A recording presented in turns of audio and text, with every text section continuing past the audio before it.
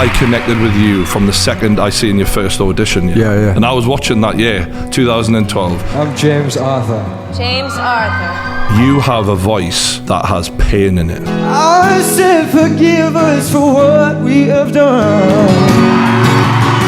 I had a lot of unresolved childhood trauma going into that whole process. I ended up in foster care at the age of like 13, 14. They gave me a lot of Valium and got me through the rest of the show and antidepressants, whatever. I was so medicated from week 2 onwards. I look back at that and I'm like, how the fuck did I win that show? The winner of the X Factor, the gentleman that is Mr. James Arthur.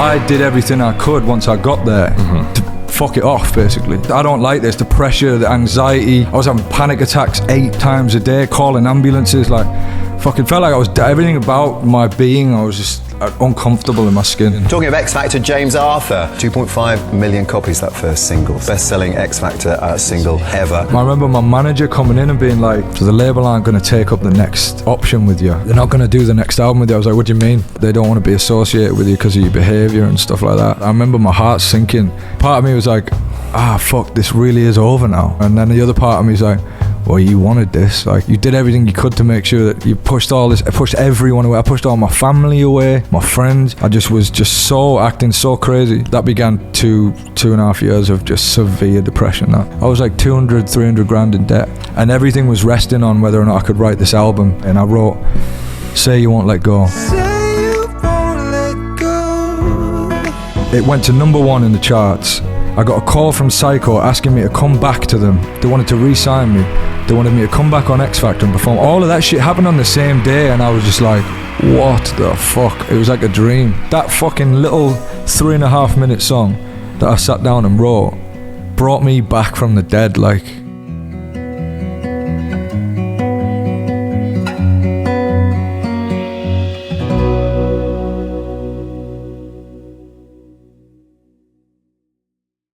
Mate, I do. I think the kickoff's quality, and I watched. Sorry, I forget the name of your co-host that you're with. Lawrence, sorry. Lawrence, I saw that thing where you're kind of like.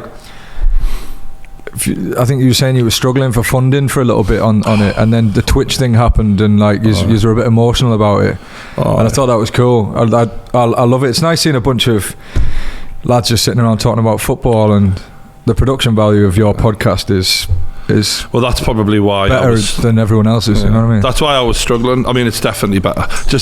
But I was, you know, you know what it's like coming from nothing. So when you get yourself to a point and then you feel like you're going to lose it all, you're freaking out. What's up, Robbie? All right? Yeah. He's a bit on an angle there. Can we make him as central as possible? Can you make me look handsome? Yeah, thanks. Yeah, we'll edit that. There's a lot of editing going to be required. No, all good, mate. You good? All right, if you're happy with that, I'm happy with that. You go as far as you can. But it was touch and go because we had to. Yeah, I was basically in debt because I was not paying my tax in order to fund this. Yeah, and it was like, okay, at some point it's going to work out. So that when it happened, I was like, fuck everyone. Yeah. You know, like, I'm really glad for you that it did. I think it's great. Like, I find myself watching a lot of sort of. I found myself watching, Mark Goldbridge. I found myself in wormholes just watching, It's fucking mental, right? Because Robbie Williams messages the exact same thing, and I'm like, it's so weird when you don't know who the fuck's watching you as a YouTuber, as a music artist. I feel like you guys click up and you kind of, I'll look on your posts and I'll see other artists talking to you and saying, I love the. Whereas celebrities are secretly watching YouTube. We're unaware of it. We're all synonymous with each other. I think we all. I'm such a big sports fan, so it's again. Yeah, you're a massive fight fan as well, aren't you? Big fight fan, yeah. I love UFC. I think I've watched. I'm a bit of a nerd with it. I've watched every event probably for the last 10. Maybe it's even longer, 10 years or something like that plus. Yeah, what was your original era that you started watching? Era that I started watching it was probably the Frank Mir, Brock Lesnar sort of era. Yeah. We had Frank Mir on the podcast. Did you really? I shit you not. I've not seen that one. I shook his hand, and we're big lads, right? You're about the same size as me. I fucking shook his hand. I thought, I've never felt like hands, shovels. Felt emasculated, Mate, I was like, this guy could just bend me. I'd say something if you feel emasculated by mate, I was just like, you please don't fuck me. Yeah. Like, do you know what I mean? Yeah. Like, he could do anything he wanted. This guy, but he was sound as fuck. Well, that was back when we were in the shithole studio, like, bless him. And he was telling us some mad stories that I can't even repeat right now. I can imagine, trained killers aren't. It's just mad, it's mad to me. I train with a guy he's like a featherweight guy called Richie. And even I'm much bigger than him, but you just know, like, if he wants to have his way with me, just, you know. What are you thinking about the UFC right now? Who are you impressed by at the minute? Who am I impressed by at the minute? I'm disappointed not to have seen that Zabit fight a bit more, because he was looking like the guy that was the most complete fight. Adesanya's probably the guy, isn't he? I love watching Adesanya. He could be the sort of second coming of John Jones. What I love about him is he's winning in spectacular fashion, but he's defending the title like Anderson used to. You can rely on him. It's not like 18 months ago, but like the John Jones, you wouldn't see him for ages. No. Obviously after his prime, when the police shit started, and then Conor, once they hit superstar, they lose it. They sort of disappear a bit, don't they? And Adesanya called out Romero, like who calls it, like, he didn't need to fight him. I think he was a little bit down the pecking order at that point. Yeah, I like people who like just go after people like that. Exactly, nice quality. But I watched the last one with the welterweight belt, and I genuinely think Kamaru Usman, unstoppable, isn't he? He's like he's very well rounded. He's got a chin. I think that's probably his best asset. I think I saw your analysis of that, and I think you said, like, maybe his best asset is the fact that he can take a shot, because once he got past Burns' the big shots that he took off him, he can't, like, it was just sort of, he just stays right in front of him. Stays there, and I thought face, you'd fuck with someone's head, because when you get someone like that and they're just still there, that's the thing. It's going to drain the confidence. Yeah, I watched Usman Woodley live, and I watched that happen. I watched Woodley, the life drain out of Woodley as he sort of he tried everything he could, and he just. I think he beats prime GSP. I genuinely do, because GSP was an amazing wrestler, but when he got hit, he'd shy away a little bit and he'd go to the wrestling. But with Usman, you can't really just go to the wrestling, and I think Usman would just outman him, like, in every department. He's a beast. But welcome to the podcast. Here we are. I mean, we could talk about this for hours. I knew I'd get you on one day, not just because we started talking probably about a couple of years ago. I first started messaging you a little bit, but also when I started the podcast, you were on my list, because I thought, northern lad, covered in tattoos. We don't really make a success of ourselves. I thought we're going to cross paths at some point, because there's not many lads like you out there. And from day one, I'm not just saying this either, I connected with you from the second I seen your first audition. And I was watching that year, 2012. Wow. I was like, who's this kid?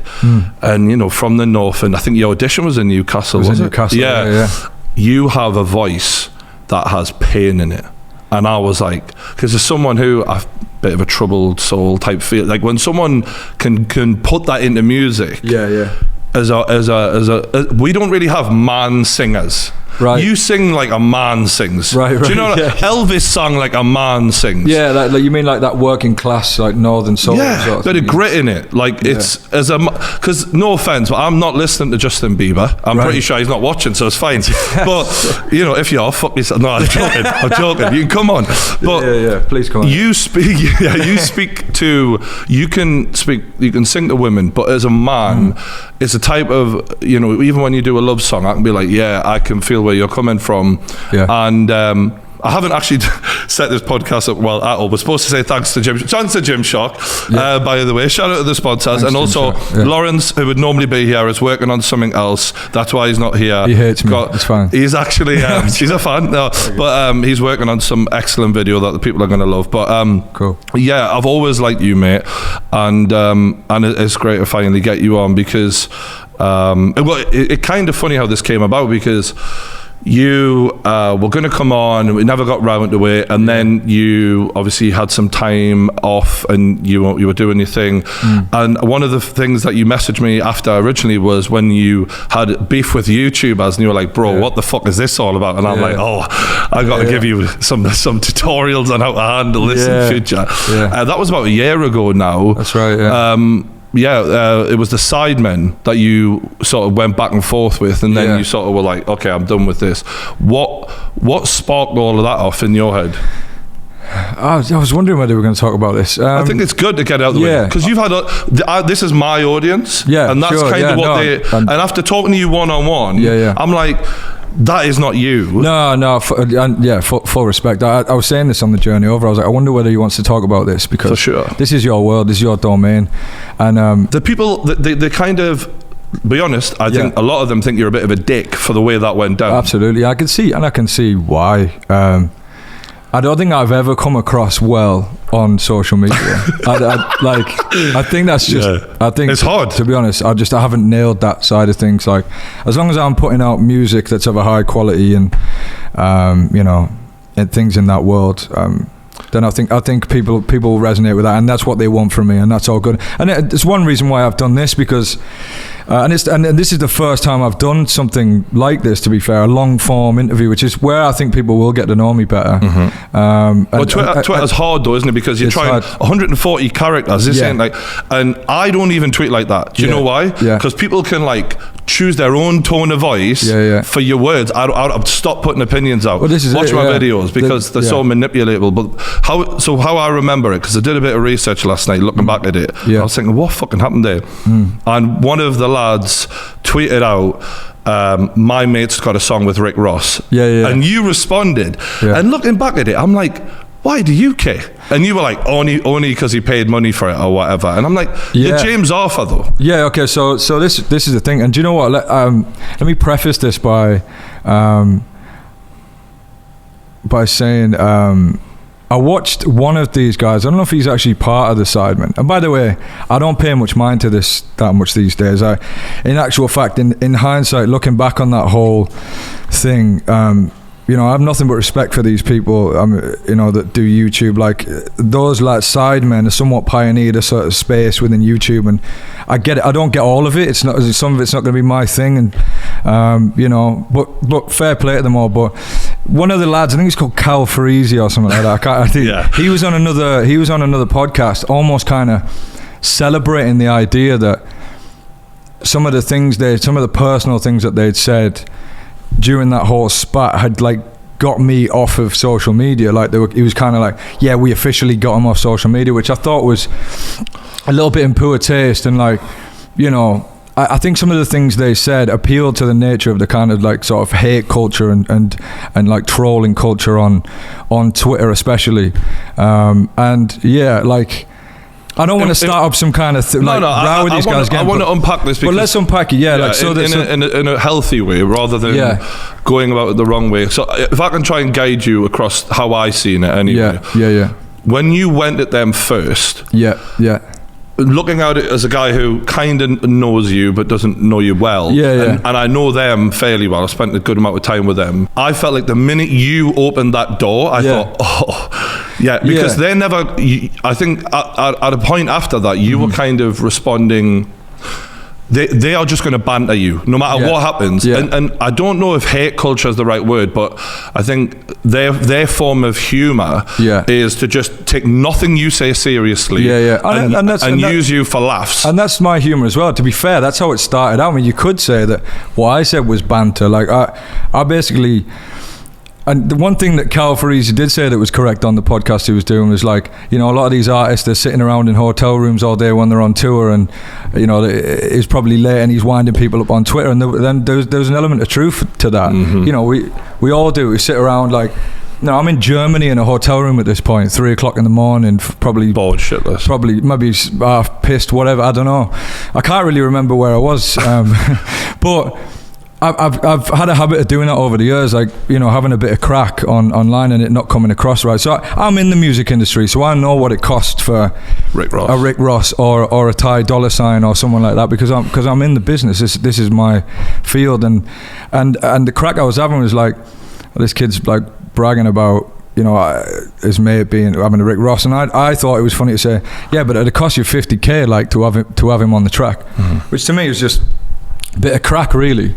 And then he came back with like some meme about me being salty, and I was like, why would I be jealous? I mean, I get they're YouTubers and all that, and they get views and stuff, but it's not a jealousy thing. Like, I think one of my videos has probably more views than the whole lot put together that they've ever done. So it's not as if I'm like after their audience or clout from that kind of those sorts of fans or anything. It just started out a bit of crack and it got out of hand. And I think if I'm honest with you, just I want to take this completely honestly, and last thing I want is a fucking a guest walking out in 5 minutes. Like, but right. I think they were completely being silly.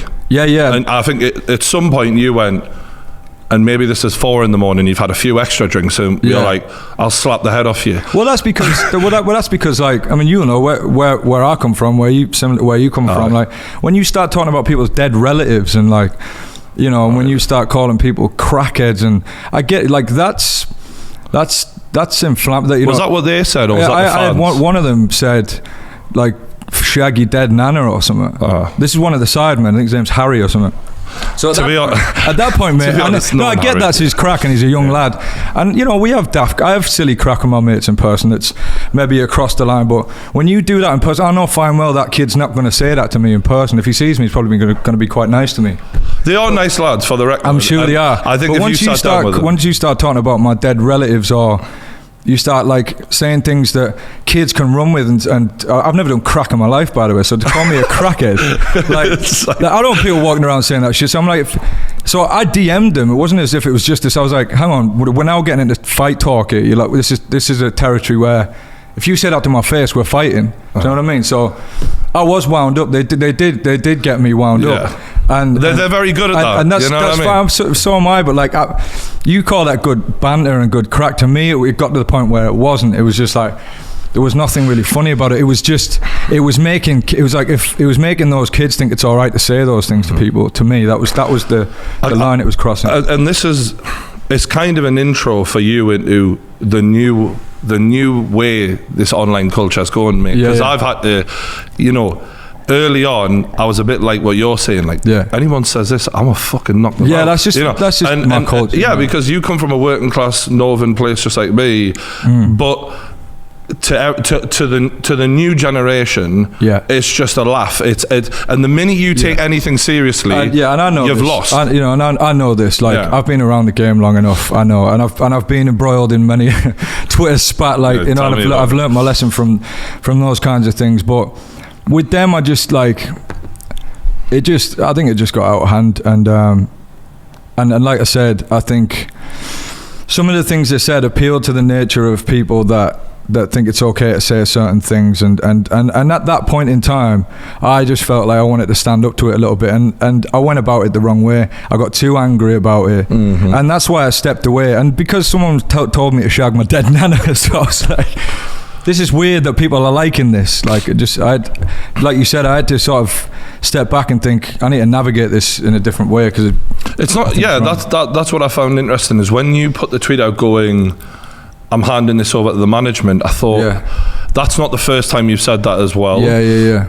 And I thought to myself, why does this keep happening? Yeah. Why do you think it keeps happening, out of interest? Why do I think it keeps happening? I mean, it's happened a couple of times. I think it's because I have a tendency to probably get myself in spots in my life where I'm a little bit unhappy, and maybe I'm tired, or maybe I was overworked.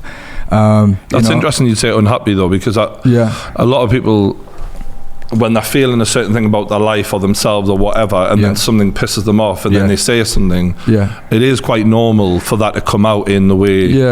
I mean, I think I'm just like, I'm a human being at the end of the day, you know, and I've never wanted to be that sort of like, you know, I came through the X Factor and all that, and I think some people confuse that whole thing as you being manufactured in some way, and like you being turned into this. Well, I think they are. It's just you're one of the exceptions. I'm just not that, and I never wanted to. I refused media training. I never wanted to be that shiny pop star. I mean, I'm not. Look at me. I'm just not that guy. I'm just, and I think maybe that's why I've made those decisions sometimes, because I'm like, maybe like Ed Sheeran or Shawn Mendes probably would never reply to this, but I ain't them. I'm a different sort of cat, and maybe like it feels more real to me to respond sometimes, I guess, or to say something. Fair enough. I appreciate the honesty. Yeah, that's just my. For the record, knowing the lads, and knowing you to the degree I do, I think you'd actually have a right laugh with them. I'm sure person. I would. I'm sure. And again, I respect also, their stuff. I think the way I look at it, looking back at it, is so one of them was bragging about what KSI had achieved. Yeah. KSI is responsible for a lot of people being successful. Exactly, yeah. And partly me included. He's helped me out over the years as well, and I'll always be grateful to the lad. So when you come at the king, he doesn't. Everyone will defend him to the fucking hilt, right? And then the fans on top of it. So I think that was it. Like, and you know, fair play. You got Rick Ross on his song. Absolutely, yeah. Actually, it wasn't as if I was saying he's not good enough to have Rick Ross on a song. I was just saying, like, what do you make of his success, KSI? Because he's actually the second best-selling new artist last year or something like that in the UK, but he is a YouTuber, and there's no doubting if he hadn't have come through YouTube, he would not have Craig David and Rick Ross on his songs and all of the other people he's had. But you know, because you came through I guess YouTube is the new X Factor almost. It's the new shortcut. Yeah. How do you view the YouTube avenue of getting success? Well, KSI particularly, I can see a level of talent there, and with the music, and you know, him taking on public, like getting in a boxing ring for a start. You know, being a fight fan, pretty much my whole life. I know. I mean, anyone who's prepared to step into a ring.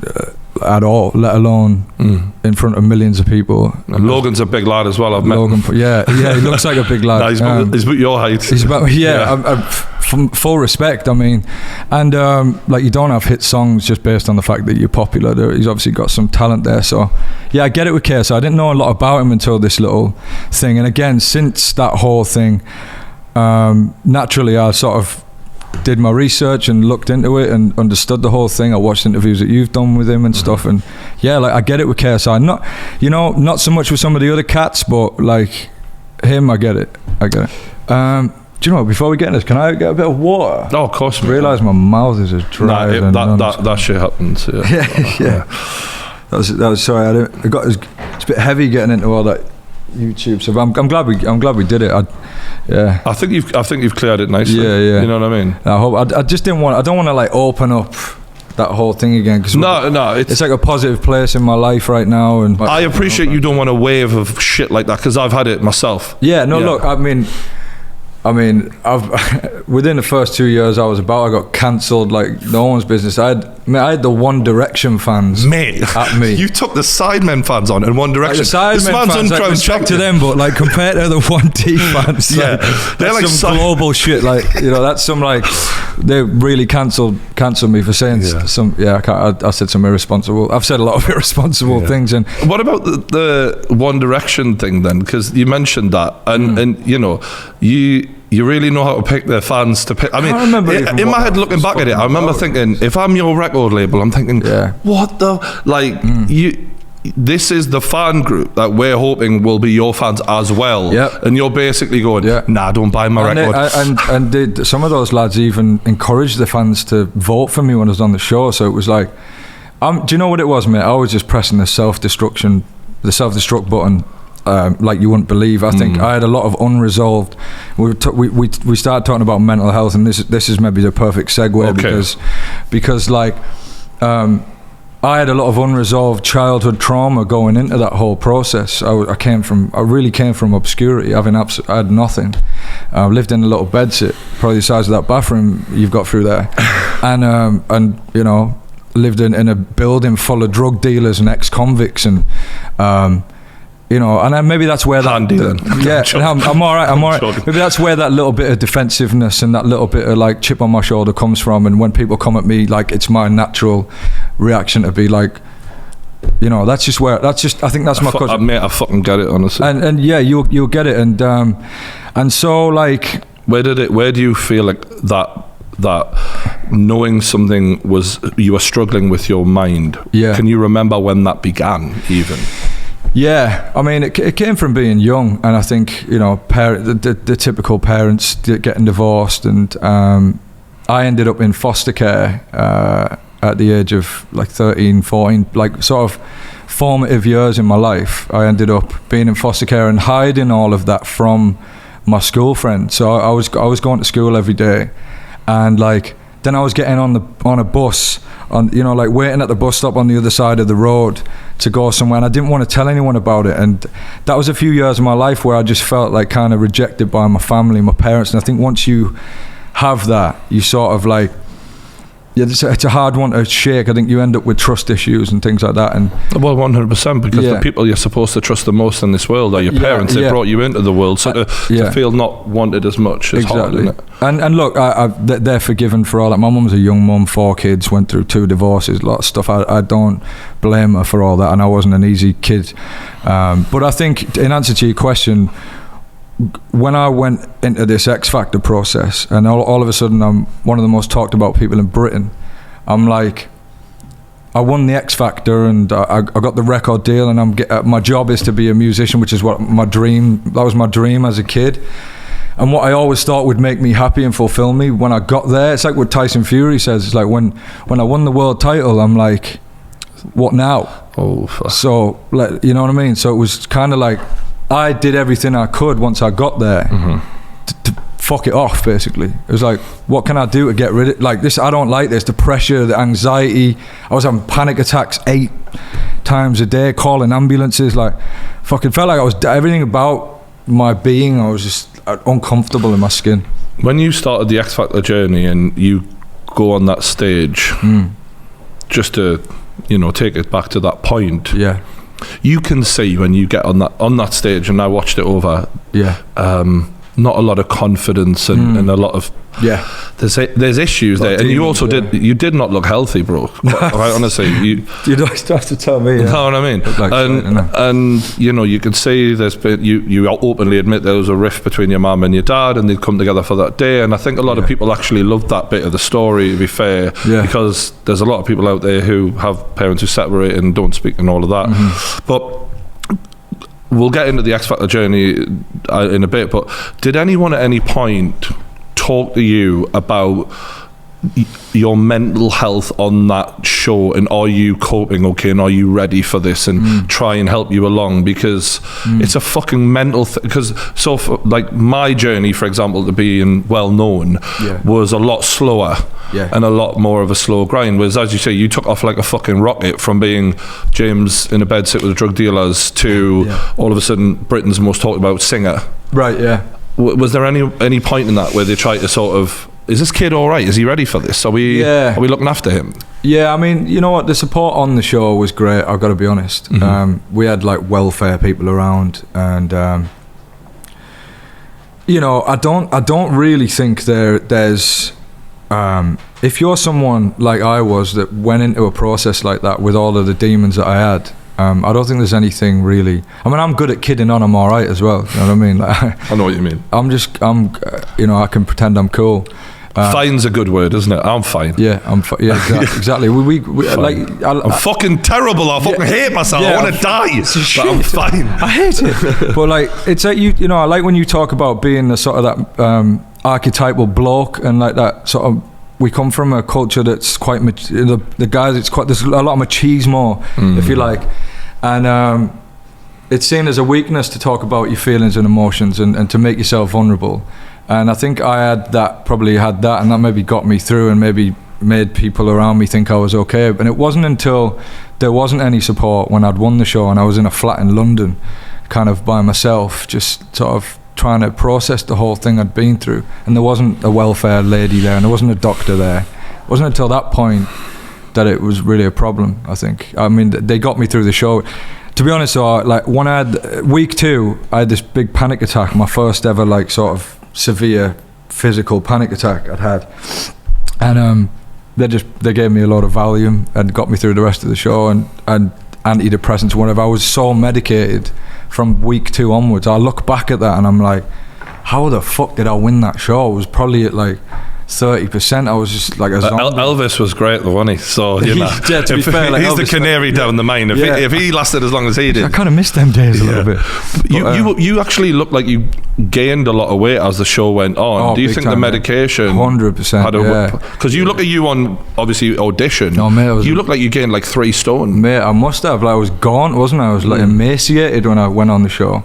That was just because I couldn't afford to eat anything in the canteen food. I was like, let's go, 2 breakfasts, you know what I mean? I was sort of dug in. That was genuinely one of the things. It was like, oh, what I can afford to have whatever I want to eat now. But I think the medication played a part, 100%. So going back to that first audition then, you come out and you did a version of a Talisa song. Was that a strategic thing to impress her? It was. I thought in theory this is a good idea. She's having a hit with this song, and I just played around with like an acoustic rap version of it, and it came off a treat. Thankfully, it was an inspired decision. Yeah, and you put the rap in, and one of the things that you made your name for in doing differently to any other contestant I can remember, you know, let's be honest, X Factor is glorified karaoke, and what you did is show creativity, and actually I can change your song around, I can write it differently, I can make it sound completely different, and you did that consistently week after week after week. Take me back to the feeling of, because it's the first time in your life that you're in a position to change your life, and the pressure's really on. It's like lose yourself moment here. We really got to pull this out, and the pressure's on. Going onto the stage, belting it out, the reaction from the audience. What was that actually like? Can you remember it? Oh mate, I can remember it vaguely. That's a really good question. Like, I've never been asked to describe that moment. People always ask me, like, was it like, what's life been like since the X Factor, or what was it like to win it? Yeah, I was nearly in tears watching that back last night, because I was like, I feel like I'm from the same place as you, and I know what it's like to feel like, you know, this is your moment here. You have to be perfect, and you can change everything with this one thing. And just saying, you actually turn around at the end, and you've got your hand over your face. You can barely, you know, you can't even express your emotions. You're that ruined by it. I couldn't even see at that point. I remember just being like, just my eye, like, kind of glazed over. But you're right, all of that stuff is at play, all of that chatters in your head. This is the chance, this is, you know, this is the moment, this is my moment to change my life. And then when you kind of like, you'll see I sort of take a deep breath just before I do it. I kind of said okay. I went okay to myself, like, as if to say, this is it, this is your ear, you're on the big stage, you're on this X, you've got Barlow and all these people in front of you. And then I just remember just laying it out there, just kind of like, you know, I'm just gonna chuck my heart out there and see what happens, and then to sort of look up and see a standing ovation, them all stood up, and then to get the comments like that I got, it was just that's probably where the severe anxiety began, because I was just like, oh shit, it's Gary Barlow's fault. Oh no, this is mad. Like, there's now expectation on my shoulders. I'd lived this life of, like, you know, no one ever really wanting anything from me, and all of a sudden I'm at the end of the song, like, you really squeezed every last drop of everything you had to give out. I felt it, you know. And Gary Barlow goes, I normally sit there and say, change this, change that, we got to do this, that, for 99% of people, but for you, don't change anything. And what was it like hearing that from I was glad to hear that, because that's something that the X Factor was never in my plans, really. It was never something I wanted to, it wasn't an avenue I ever wanted to take, because you know, I looked up to people like Kurt Cobain and these like anti-establishment type figures, and I wanted to be the front man of a rock band. And that's sort of what I was until that point. It only happened because I was, quite frankly, batshit poor and desperate, and my mum bribed me into going and doing the audition itself. So to hear someone like that, who I regard as an incredible songwriter and an artist himself, and someone who's definitely someone you to look up to in the music industry, to say something like that, it was cool. It kind of reaffirmed that I can just be me, and what I'm doing and how I look and everything was fine, which I definitely, I mean, that was the insecurity for me. It was like, I didn't, I'm not Justin Bieber, and that was always the worry. I have supreme confidence in my ability. I don't think anyone's on my level, and that's just the way I've always felt like, and that's what the edge I think I've got over people is, because I'll just throw it out there, and there's no holds barred kind of thing, whereas yeah, it was the image thing. You'll notice if you look back at me in the process, I watch myself, I cringe. I'm like, there's no confidence there in until I'm on the stage and I'm performing. Just everything outside of that, you can tell I'm just like, I'm worried that I'm being judged all the time. You know what I mean? For my personality or my character. You were being judged. Yeah, I mean, literally. Exactly. Yeah, in the most brutal way possible. Probably, yeah. I'd struggle with that if people were judging. If I was a panel judging my videos, because it's my art. It's what I feel like is the thing I've got to give. True. Yeah. And it's a bit of a risk. It takes balls, doesn't it? But what point did you start believing I could win this? Do you know, it was the moment where so Ella Henderson and I think Jarmaine were like the front runners for the competition early on. I think they were the bookies' favourites or whatever. I was just happy to be there at first, to be honest. And then I ended up in the bottom two with Ella Henderson, who had been like the sweetheart, the favourite on the show up until that point. Very talented. Super talented. She's still doing it, to be fair. Her and KSI. Her and KSI, exactly, yeah. That was great. And yeah, she's one of the very few people from any of these shows that are still relevant and doing stuff today. So like, that's testament to her talent. But when I was in the bottom two with her, I was like, well, it's curtains for me. This is it. This is the end of the road for me. It's the same old story. I'm not good enough. All that stuff. And you had to sing off, didn't you? We had a sing off, and yeah, went in my favour. And it was at that point that I started to. I remember I started like saying to people, I'm winning this now. Like, this is my competition now, because she was unreal. If the people like what I'm doing this much, then I'm gonna do my best to win the competition, and yeah, that was it. I just sort of stepped up my game at that point, I think.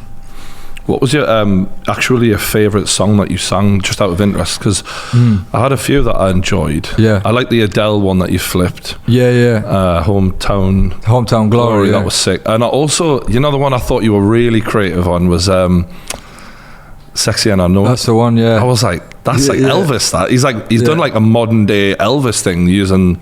Yeah, LMFAO. That was probably that'd probably be the, like, if you're looking at sort of performances that defined my journey on X Factor, that would probably be it, I reckon, because I enjoyed the chat. I think the premise of that show being that you've got like you said, it's a glorified karaoke competition, and I happen to agree with you. Like, a lot of people just go on and like sing the songs well and stuff, but I think maybe the reason why I did well on the show, and I've done well since, is because like, I think you've got to take songs by other people and take these themes. You get these themes thrown at you every week. ABBA week, like, make an ABBA song seem like you wrote it, and I think there's a lot of work and a lot of thought that goes into that, and you've got to interpret a song that no one would expect you to do, and make it feel like you wrote the song. Yeah. And I think the fact that I was able to do that week on week was why I ended up winning the show. Well, like, you look at some of the other winners, Leona Lewis, for example, amazing singer, don't get me wrong, but it's like, just do your Whitney impression. Like, that's basically what they're saying every week to her, you know what I mean? Like, she's amazing, but it is, that's what she is, isn't it? Like, phenomenal singer. Yeah, as good as you could hear, don't get me wrong, but like, you changed it. You know what I mean? And I think that you set a bar really high, and I know there was some good winners after you who went on to do well. There was the girl group, Little Mix. That's the one. Sorry, I mean, clearly a massive fan. Do you know what I mean? But they did well. But it went. What was it like for you to just say the show deteriorate? No, I'm not being. This is a genuine question. It obviously you'll get nothing but truth out of me. I'm not here to pretend. I'm not trying to throw the show under the bus. It's just it's the way the world says it. I'm not like some company man, like protecting X Factor or anything. Like, it was a platform that gave me everything, and it was a bigger show on TV. Show, at one time it was a bigger show on TV, and I think like Twitter especially was at its peak and everything during the time I was on the show and One Direction, and those were, I think maybe they were the like golden years of X Factor, if you like. Absolutely. Yeah, I don't know, maybe people got bored of the format, and I think it became a little bit predictable, you know, with all due respect to the people that make the show, and a lot of my friends made the show. I think people got bored of seeing that same kind of like, when you see the music and stuff and the montages happen, you know this is going to be the feature of the show, and it all got a bit predictable maybe, and I don't know, maybe a shortage of real artistry as well, I don't know. One of the people obviously who you were close with on the show was Nicole Scherzinger. I'm not jealous at all. What is she actually like in person as just a regular friend? It's a wonderful person, really, just a beautiful person. Was it a bit hard for you, like looking at a woman that, like, because let's be real here, as gorgeous as a woman can be, and you're a red-blooded male, but she's a mentor, so there's this thing where you're like, you know, I got to think of you differently, but it's fucking hard, this. I mean, obviously, like, it was always very intimidating being around her at first, especially, like, because I'd only ever watched her, like, when I was watching Pussycat Doll videos, you know, just for the art of it. Absolutely. Like, nothing. Well, they're great musicians, every one of them. But there was fantastic. They're all great musicians. The harmonies and all that, like, that's why I tuned in. I mean, Nicole really is an amazing musician. Oh, man. She can sing. Oh, she's a belter. And you're right. You really feel like a piece of shit when you're in the presence of something that, you know, that amazing at first, but especially at that point of your life as well, because obviously now if you schmoozing with fucking celebs, it's like, all right, I'm James Arthur, I belong here, I feel a bit normal.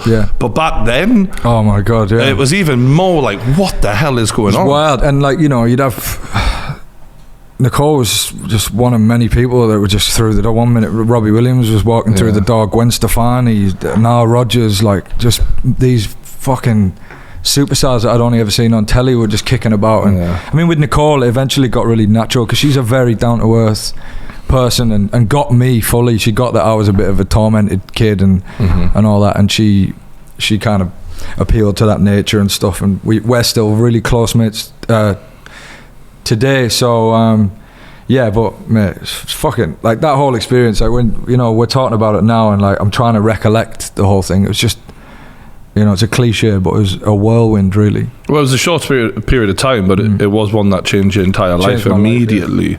I remember there was one clip, and obviously as a lad I'm like, my guy. You were talking to Rita Ora, and Rita's like performing that night, she's the actor or whatever, and you're like, you're just looking at her going, it's not even right how fit you are. It's just not even right. And she was like blushing, like, shut up, man. And you're like, I'm telling you. I've seen a couple of clips. There was a bit with Caroline Flack as well, and I did fancy myself as a bit of a smooth talker at times. I just laid on the patter quite thick, and the camera was rolling sometimes. It was a bit cringy to look back at, but that's another moment I completely forgot about. So you were signed to Simon Cowell's record label. Yeah. And I was just wondering what is he like, because he comes across as the big boss of the whole shit. He owns so many artists basically on his label. What was the experience with him like? So I never dealt with him throughout the show, obviously. I spoke to him on the phone after I'd won, and he's got a bit of a, I don't know how to put it, but he's kind of got like a, you know, it's 2021, I don't know if I can say this, but he's got a feminine sound to him. Right, yeah. Like a pussycat. Like, he sounds a bit, do you know, if you watch Queen's old interviews and you see, what's his name? Freddie Mercury. Hi, darling. Oh, right, yeah. He's got a bit of a sound to him. Like, the darling. Yeah, I think, do you know what? I think that's maybe just like a showbiz culture thing. Yeah. Like, there's a lot of people in that industry, like, you know, quite like very comfortable with the sexuality and all that kind of stuff. I think he's class. He comes from class. He's used to a high, like, you know, a kind of upper class lifestyle, and that's his vibe. But he's very down to earth as well. Like, the guy you see on the show, you know, I'm sure there's an element of him playing up to or in the past anyway, playing up to a sort of a villain type thing. It made him, didn't it? It made him, and but I was surprised to find someone, when I spoke to him in person, who was just kind of kicking back and is very cool and suggested really cool things in terms of like the creative stuff, like bespoke performances. I was really surprised and impressed by him as a creative person. I guess, to be completely honest, watching the show over the years, I found the whole thing a little bit corny at times. Absolutely. And found you thought Louis Walsh doing Halloween night corny? You shot me there. Mate, yeah, and like I guess maybe I laid some of the. I was like, what's Simon doing, kind of thing, and then you know you realise how TV's made and all this kind of stuff. And he was smart as well. Looking back at it, actually, his career started doing, I think, wrestling music. And then obviously he featured as a personality on a TV show before he knows that he's got his own show, his own production company. Then he's signing every artist off of the back of that. Just made inspired calls, didn't he? Zig and Zag and these things. Apparently he was like in loads of debt. Mate, he was fucking bankrupt. Yeah. So that is a lesson right there for people out there feeling, especially at this point, hopeless. Like he come back as bad as anyone, as good as anyone. Oh mate, 100%. I mean, I've been at a couple of his events where he's been honoured and stuff, and I mean, his stories inspiring. I think he moved back in with his mum and dad at 35, like no coin. Like he's not. I don't think he's had it easy at all. So to be where he is, like you can only tip your hat to him, I suppose. So obviously you get to the point where you're competing in the final. Yeah. You got to choose your song that you're going to sing. Did you choose that, or did they choose it, or do you get a few options? As in the winner's single? Yeah. No, I had no choice in that. I just had to figure it out. Really? Yeah. Well, they chose the song for you. Impossible was I don't know whether this is public knowledge or if anyone will give a fuck, by the way, but Cher Lloyd was going to do it if she'd won. Do you remember Cher Lloyd? Yeah. I mean, the saddest thing about Cher Lloyd, as someone who was watching the show in that era, is the thing she's now most famous for is which one of yous had a shit?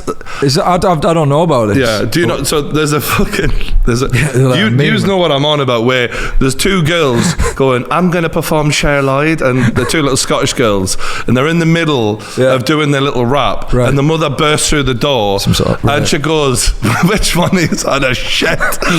And they look at her terrified because this mother's clearly bonkers. Disgusting. Oh, the disgusting. That's the one. I know that. Oh, that's the full clip. They were big Cher Lloyd. Well, that's what she's known for now. Bless her. Well, I mean, she might be doing something. Good luck to her. Yeah, fair play. Hopefully, she's making a few bags from it. But she could have copyrighted that. Your Spotify thing would mean nothing, mate. It would mean nothing compared to that. Mate, that's fucking This clip must have been seen billions of times. But that's wild. But yeah, so you got the song picked. What a weird segment. You got the song picked for you, right? Yeah. You smashed that song. Thank you. So considering it wasn't picked for you, they did a good job. Did you grow to love it? Did you love it straight away? Did you hate it? Do you know what? A lot of the time on the show, like without blowing my own trumpet, like songs get, so you have like these A&R meetings at the beginning of the week where there's a bunch of like label heads and the music department on the show. You all get in a room and they go, should we do this song, should we do that song, and then you kind of have to figure out a lot of the production of how it's going to be and stuff. And I guess with a lot of contestants, they probably had to do everything for the contestant because they didn't really have a sense of identity or anything. So it's like, we're just going to make you this track and you're going to sing it. Whereas I always like, once they realised that I had a bit of nous with how things should be produced, and you're an actual artist, had an idea of how I want how I wanted things to sound. They let me kind of take control, and that's kind of how it happened with Impossible. I was like, the song's clearly a great tune, but can we do this with the production? Can we do that? And same with when I did Hometown Glory, and it went into a dubstep thing. I was like, dubstep's kicking off. Let's do that. Let's somehow incorporate that into this performance, and it ended up being like a thing that's still looked back on as like a great moment on X Factor, I think. So when you sing it now, what does that feel like? When I sing Impossible now, do you still like I'll die inside every time. No, I'm sick of singing it, obviously, but it's also like responsible for, it's why a lot of people know me around the globe, I suppose.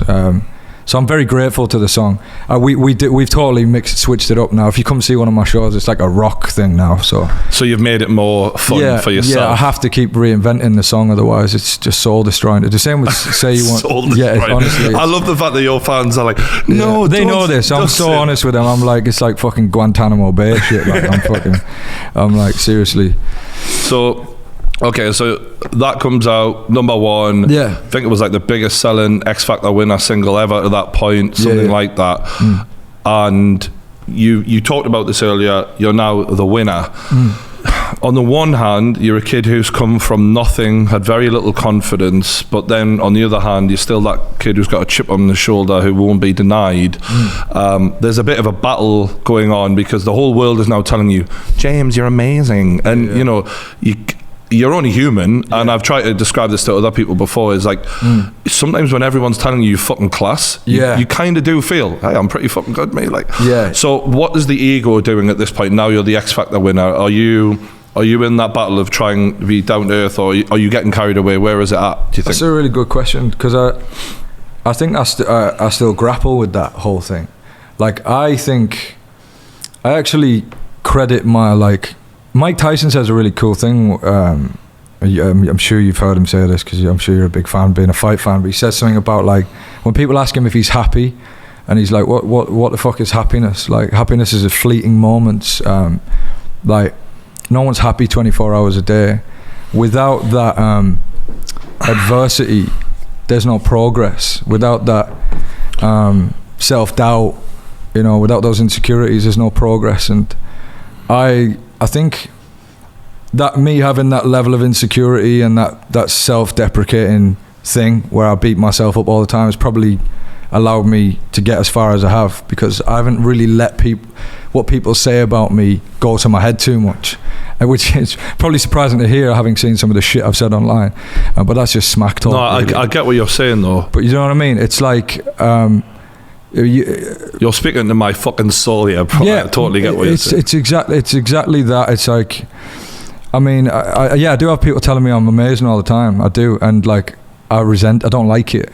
I don't really feel. I don't really. Does it just go over the head? It goes completely over my head, and I go, nah, I'm not. I'm shit. Like, but we're just people. So on the flip side, before you go out on stage, you can flip the switch and go, I'm amazing. That high confidence that you need to perform at that level, mixed with that amazing self-doubt that you have in order to create what you need to create.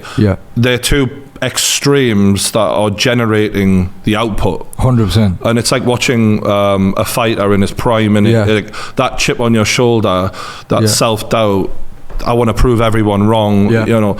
I think that's why fighting resonates with us so much, because it's so synonymous. It's like that moment where those guys get in there in their underwear in front of millions of people and click that switch, you know what I mean? Like, I can relate to that, because you know, it's the same really with getting on stage in front of thousands of people and it's like, entertain us, like, and you can't get up there and act like you're not confident or you don't believe in yourself, or you know, because it won't be, you know, people suss that out straight away.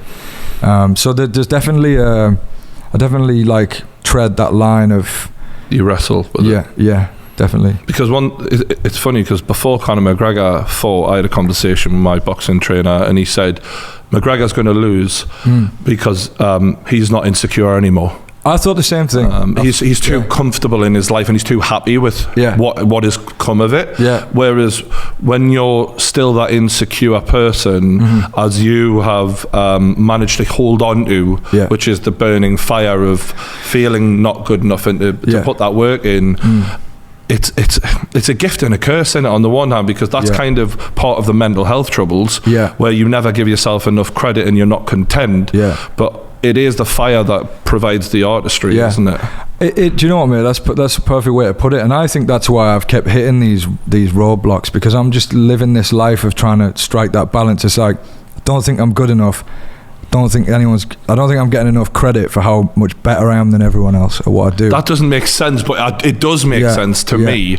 But but I guess to a fan of yours, they're going to be like, what do you mean? It's like, you know, for X amount of hours in a day, I can feel like shit. But then I can hear another artist on the radio, and I go, I'm better than him. I can beat him. Hang on a minute. Like, I've got those tools, and I've got a lot of other tools. Like, why am I not being talked about? Like, I've pioneered some genre or whatever. I don't know. It's just, I think with me as well, I think maybe there's a bit of a chip, and I probably shouldn't even talk like this on here, because it probably won't come across very well, but like, I do think I've got to work twice as hard as everyone else because of where I come from.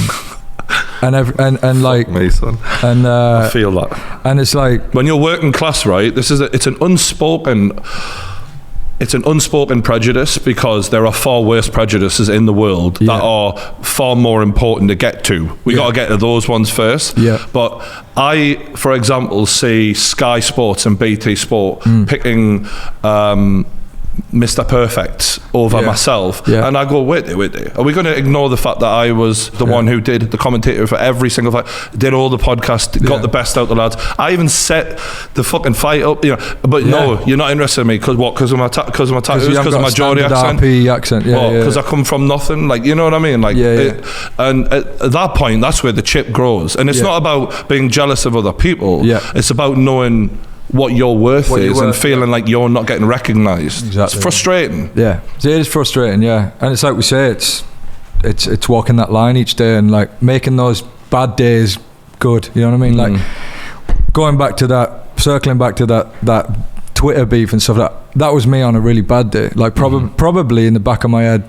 being a bit pissed off that I wasn't where I think I should be. You know what I mean? Or there might be a bit. It's good to admit that. Maybe that they triggered me because, maybe I do think I look at certain people who come from a certain background and think, like, it's a privilege just to have a bloody webcam in your house, like just to be able to make a video, like let alone like actually have some talent as well and all that kind of stuff. And when you've got that start and you're not something, and you're not really showing me something that I'm all that like impressed by, I think maybe that triggers me a little bit. It triggered me a lot when I started YouTube, because in my head I'm looking at how I can talk and what I've got to say and the life experience I've been through, and I'm seeing people who are sitting on millions of subscribers because they open FIFA packs. It was a bit of the fuck is going on here? But it's adapt or accept the environment, absolutely, and adapt, or you're fucked, aren't you? So I had to get over that and be a bit like, don't be a jealous twat, like show people how good you are. But even now I do think I've had to fucking fly like an eagle to get where other people have had to step to. You know what I mean? And that is the working class thing a little bit, I think. But mate, I think you're unreal. You're smashing it, and like you deserve all of this stuff. And you're right. You should be, quite rightly, you should be commentating on these big fights, like especially these crossover fights. Like I think for a second there, you weren't being considered for it, were you? Oh, the Sky would never consider me, mate. I've said the F word a few times. That's absolutely. But also, I just don't, like it's my appearance. It's where I come from. It's the fact that I'm working class. Like that's the whole thing. You know what I mean? I know that plays into it because I know there are certain companies who wouldn't work with me for that reason. But this is about you, not about me. Well, it's a chat, and I'm interested in your life as well. Yeah, it's good getting to know these things, relating to you. No, I appreciate that. And one of the things I definitely identified with you with was when it did all go wrong, because it's gone all wrong for me before. And how you didn't give up, mate. And I think that really took some fucking balls, because I think almost people, we love a success story, but we fucking love a redemption story. And that was, although you kind of, on the one hand, in some people's eyes, caused it yourself, you're a fucking child given the world in the palm of your hand. Of course you were going to spunk it up the wall in a way. So can you kind of describe to me how the self-destruct button was pressed initially, some of the things that went into the record label going, now we're done with this guy? Because that blew my mind at the time. There's just a load of things, mate, to be honest. Like, I just made a lot of poor decisions, and I think, again, like, I think a part of me wanted to. I think a part of me was trying to do it, and because, like, I've been a big hip-hop fan, and I made, like, rap music and stuff before I went on the X Factor. I made, like, this hybrid music. I mean, I rapped in my audition.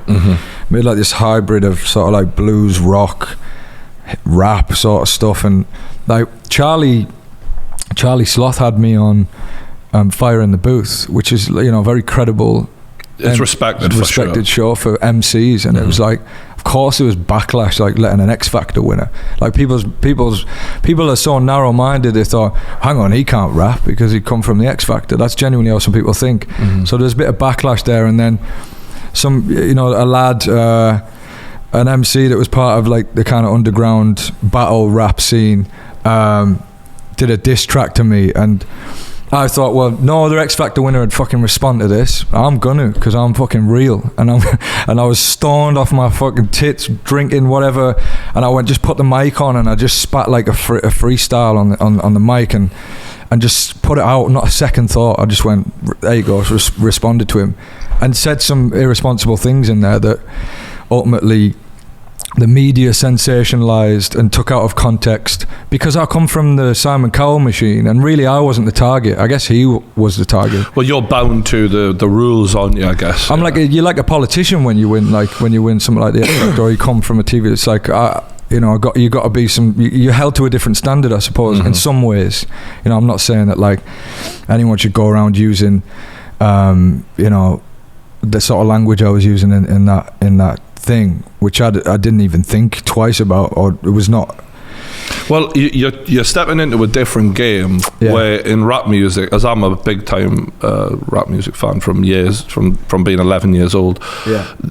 Some of the shit that Eminem used to say. We're all hailing Eminem. Now, no one ever brings up some of the shit that Eminem. And I'm not asking for the guy to get cancelled. I'm a huge fan. Yeah. But I'm just saying that's all been conveniently whatever. And we all we all love Eminem now. But real talk, he said some of the worst shit you can ever. Yeah. I mean, he described murdering his own baby mama.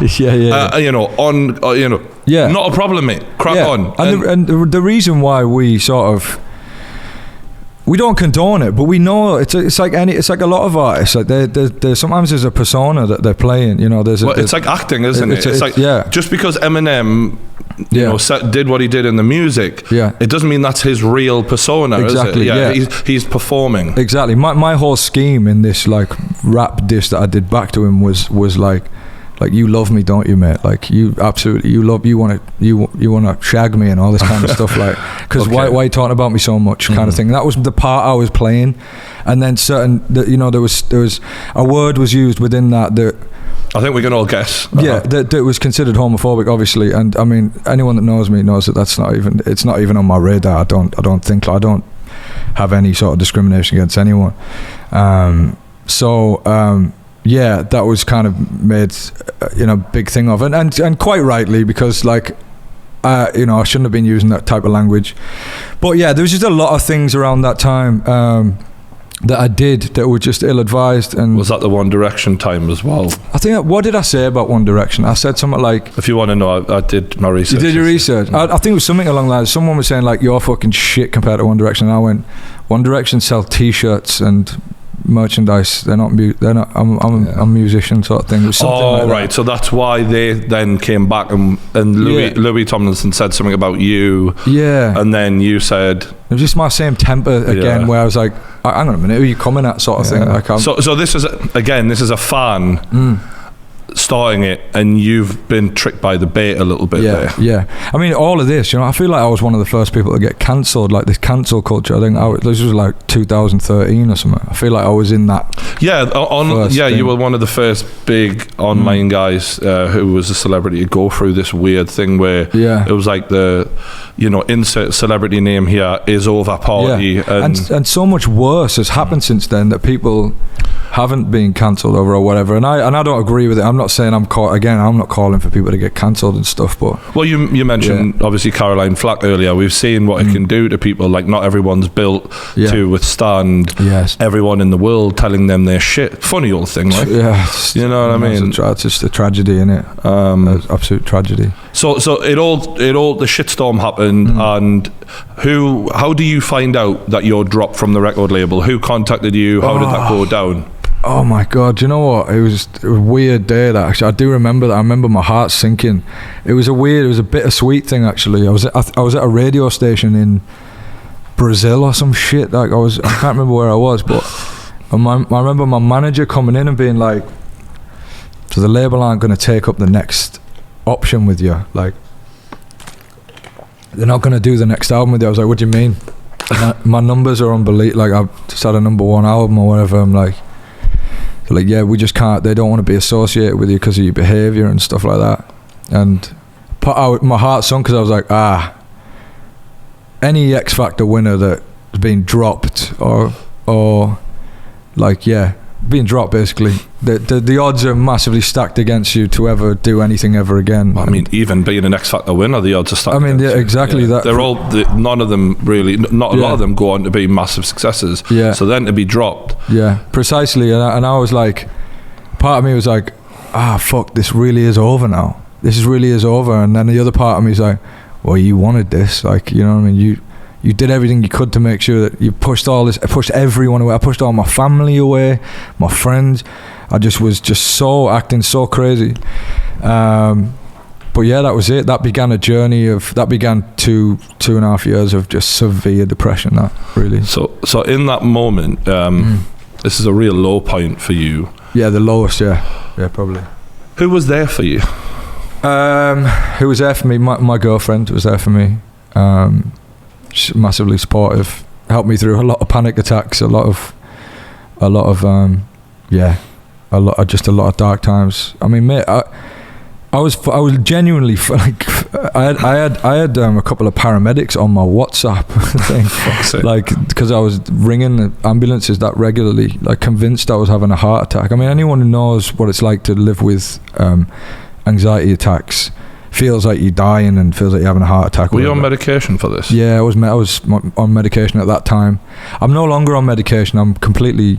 I don't do anything now. What was it like going on the medication for you, out of interest? Just flat. There's a lot of misinformation and people don't really talk about. Yeah. So I think it's healthy to say what it felt like. I think for some people, the medication works, doesn't it? Yeah. And it did work for me for a short period of time. But I want to tread carefully with this, because I'm not saying you can't be creative when you're on medication, but sometimes the motivation wasn't there for me. Well, I mean, it's different. They often struggle to find the right meds for the right person. So it's a bit of a process. It's a process. It's finding that balance, and me having a sort of addictive personality and that sort of that inner saboteur, if you like. I was always just, always playing with the idea. Should I take 2 today? Should I take 1? Or I was kind of fucking around with the idea. Okay. So you were kind of making it hard for yourself. I was making it really hard for myself, and I was just like, the demons were just growing and growing. Is the best way I could put it. But ultimately, again, it goes back to that thing I was saying about, like, being happy to have those demons and enjoying the fact that I have that thing in me. Because that means because it means progress for me. Without that, and if I have things that dampen it down, I've just got to fucking run a few days a week, get the endorphins that way, or play football or hit the pads. You know what I mean? That's the thing for me personally. Or be creative. And medication is not for me personally, but for a lot of people it will work, and it might work for a short period of time. But I do think that you just medication and therapy would be my. If you're going to do medication, do therapy as well. Going back to the demons, as someone who I feel like I've got some of that shit in me as well. It's a weird thing, because you say you feel like you kind of enjoy that as well, even though it's torture at times. What do you mean by that? Well, like, because I'll have a day where I'm riddled with this thing, this like a darkness. And but I'll create something absolutely, like, something beautiful can come from that. And I can look, and then the next day I'm feeling cool, I'm feeling all right, I'm not feeling so that way, and I can look back the previous day and I wrote "Say You Won't Let Go," which has got 4 billion streams or something like that. It's one of only a few songs ever and that must mean that I've got something in me that is capable of something like that. And if without those demons, you wouldn't have that in you, maybe. I subscribe to that idea right now. Yeah, I do. I think I'm much more productive and more prolific when I feel like I've got something to prove. I'm motivated by competition as well. Like, me getting in shape right now. I mean, I put on so much weight again during the lockdown because I was just, like, sitting around feeling like shit again, just, whatever, going through one of those little episodes, and then I started competing with a mate, like who could burn the most calories every day. And like, I've got to win, and it doesn't matter if I have to take my ass outside at 12 o'clock at night to get those last 500 calories. I'm gonna do it because I need to win. So I don't know, I can't remember what my point was there, but like the motivation for me is to like prove I'm good enough, I suppose, is to prove that and I'll break myself in order to do that. Going back to that song, say you want to let go, like very few artists will ever know what it's like to have a hit like that. And you know, I was doing my research and I was like, fucking hell, you know, because I knew it was everywhere, and it was an unescapable song for a minute there, like for a long minute. Yeah. But like, for example, for those fucking who annoying, yeah. No, but for those who don't, I mean, you know, I like your voice, it's fine, but for those who don't know, it's like 13th on Spotify's all-time most listened to. You're like, we're talking Drake, Billie Eilish, like Ed Sheeran, like you're right up there with them. Yeah. And as an English artist coming from here, that's fucking crazy. Madness, because we're used to, let's be honest, outside of Ed Sheeran and a handful of others, you know, it doesn't happen, does it? So you really crossed into the world with that. Yeah, it is mad to think about it. I'm proud of that, because it's like like you say, it's 13th on the was it like the most listened to ever on Spotify? Most listened to ever, yeah. And the other songs are by a handful of artists, so maybe like the other songs on that list are produced by maybe 5 artists, like you said, Drake, Ed Post Sheeran, Malone, like the big hitters, and like somehow I've made my way onto that list. So I'm very proud of that. Can you take me back to the day you wrote that song? Can you remember writing it? Hungover as fuck. Like I was in LA, right, and I'd been one of my boys from home was out with me, and we just went to this Irish bar, just drank all day, and I knew I had this session the next day. I woke up, didn't want to go. It's funny how these things, like great things come out of these sorts of things, but you know, when you're hungover, you're riddled with anxiety and you don't want to go to work, you don't want to go and do what you've got scheduled. And my A&R at the time, she was just like, just go along, do me a favor. Like I'd never liked being given a brief, like, you know, can you give us a mix of Justin Bieber, Love Yourself, and Lucas Graham, 7 Years? Like, give us a mix of them 2 songs in terms of the songwriting and the feel and everything. And I was like, I'm going to go do this session, I'm going to do what she's asked me to do. I'm going to write this simple love song, a conversational love song, and I'm going to bounce. And the other 2 guys in the room, they must have sensed that I wanted to get out of there quick because I wasn't feeling good, and I penned this thing. They did help they helped a little bit, the production and stuff, but I take credit for like me just doing, like taking the reins in that session and just going, here you go, I put the vocal down. I didn't think anything of it, and for a long time, when everyone was going mad about this song, going, this is the fucking best song we've ever heard, like all internally, the label and everyone are like, this song's fucking unreal, and I'm like, I think it's corny as fuck. I hate this song. Like, they were like, this is your comeback single. I was like, no chance. No, I need to come back with a big redemption song about how I've overcome my demons and all this shit. They were like, nah, this is the song. And I kind of went with it, and just shows what I know about, like, you know, A&R and stuff like that, because it was, I remember just on this one day, it went to number 1 in the charts. I got a call from Psycho asking me to come back to them. They wanted to re-sign me. They wanted me to come back on X Factor and perform all the things that's like seemed like a pipe dream. Oh, you love me now, do you? Yeah, it was a bit of that, yeah. And then, all of that shit happened on the same day, and I was just like, what the fuck? It was like a dream. So yeah, I mean, that song is just it just turned my life. I was in debt at that point as well. I was like 200-300 grand in debt. What from? Was it just lifestyle? Just lifestyle. I didn't even realise that I'd got myself in that debt. It was like my account was just like, you're kind of in the red here. I was going to Moldova. What was the tax man in that? Yeah, I don't know, like a bit of gambling, bit of, you know, I like to bet on football and shit. I mean, you must have put some big bets on, pal. Yeah, there's a few big bets. But clearly you weren't living responsibly then. You were just wild as fuck at that point. Bit wild, and they were sending me to like fucking Moldova or Romania every Friday night to sing Impossible and make like 10 G's or something. Like, that was my life at that point. And everything was resting on whether or not I could write this album or write a song that could get me back on the radio, basically, and say one, like, oh, did it. It's funny because I don't know, it's a bit of a battle with that, because like you say, you wanted that redemption song, but then you come in with the love song, and like you say, you're like, it's corny. But it connected. I still find it a bit cringy. It is a bit corny, but like, love songs are supposed to be corny. That's because in that moment when you're thinking about that person, obviously, like, women especially connected with it, because obviously it's about making them feel a certain way. And actually the way you talked about writing it really reminded me of when Robbie Williams wrote Angels. It was quite a similar sort of hungover. It's funny how you guys work. I don't know what it is. I think maybe we're just a little bit looser or something. I don't know. What do you, in terms of, you talked about Impossible and how you're fucking sick of singing it.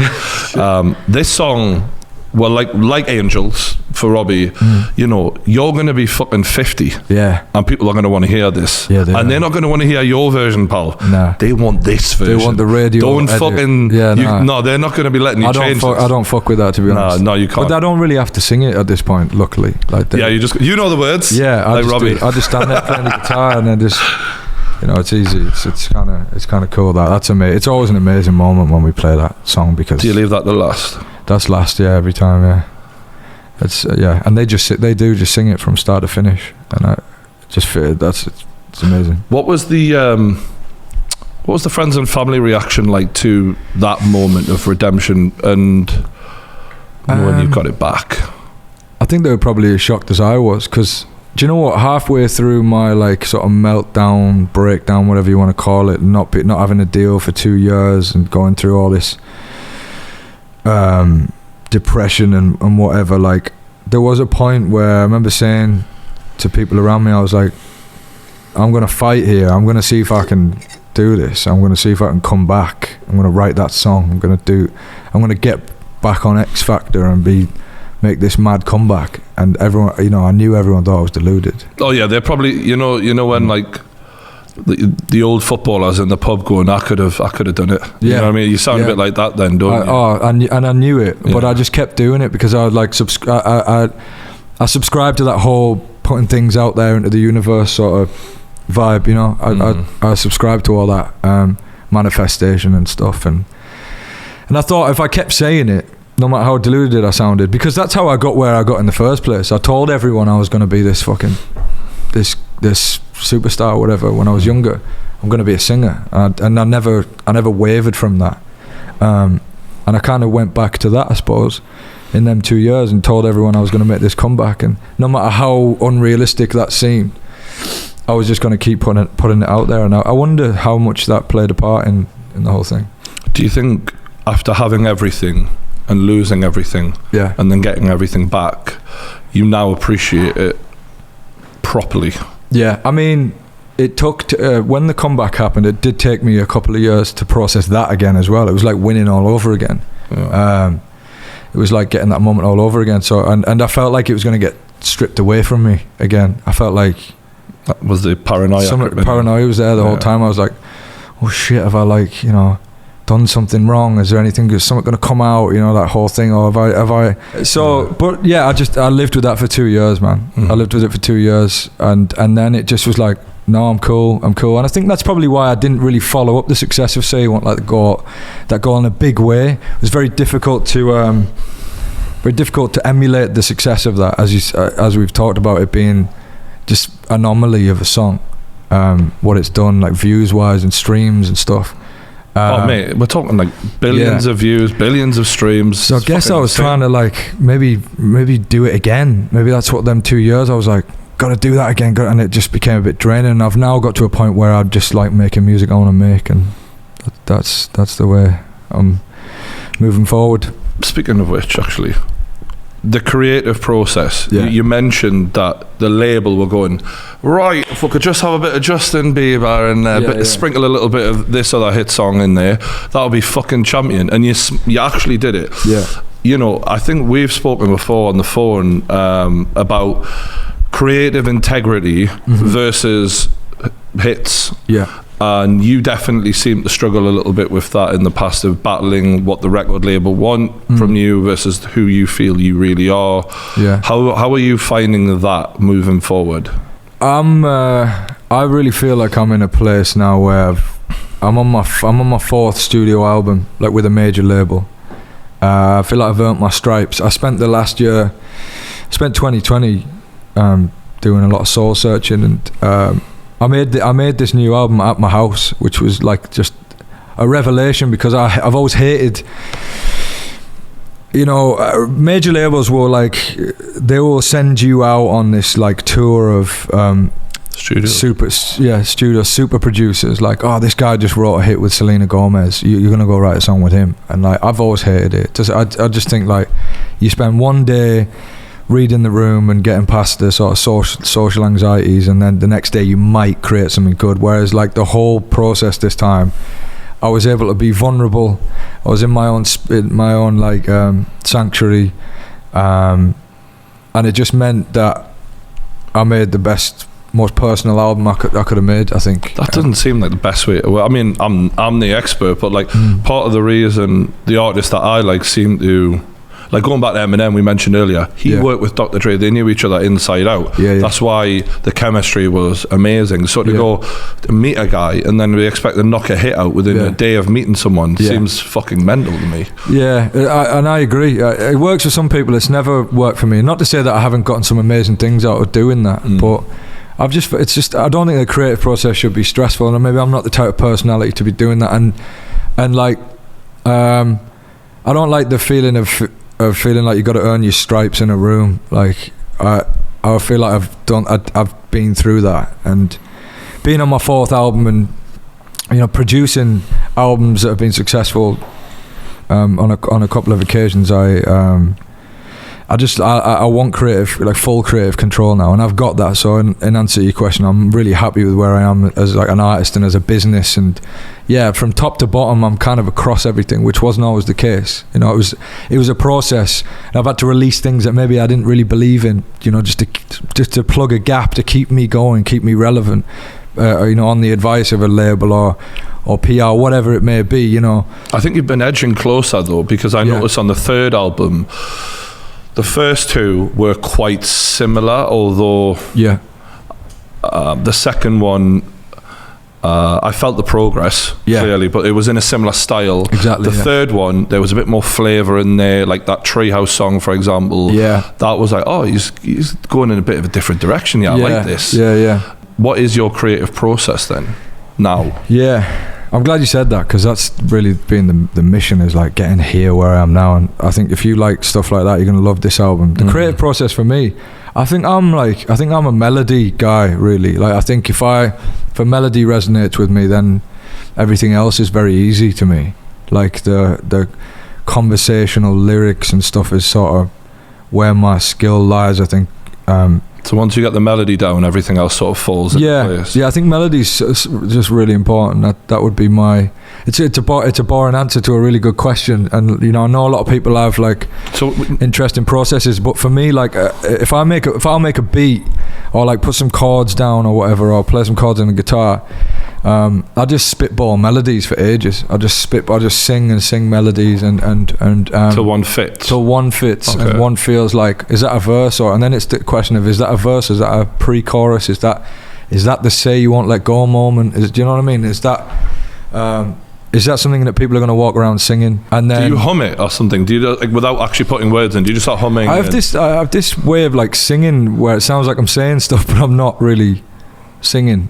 I'm not really saying the words. I'm just kind of. So you put the words in later. It's kind of sort of slot them in later. Sometimes like you get a phrase or a concept sometimes, but on the whole, my thing is like melody, really.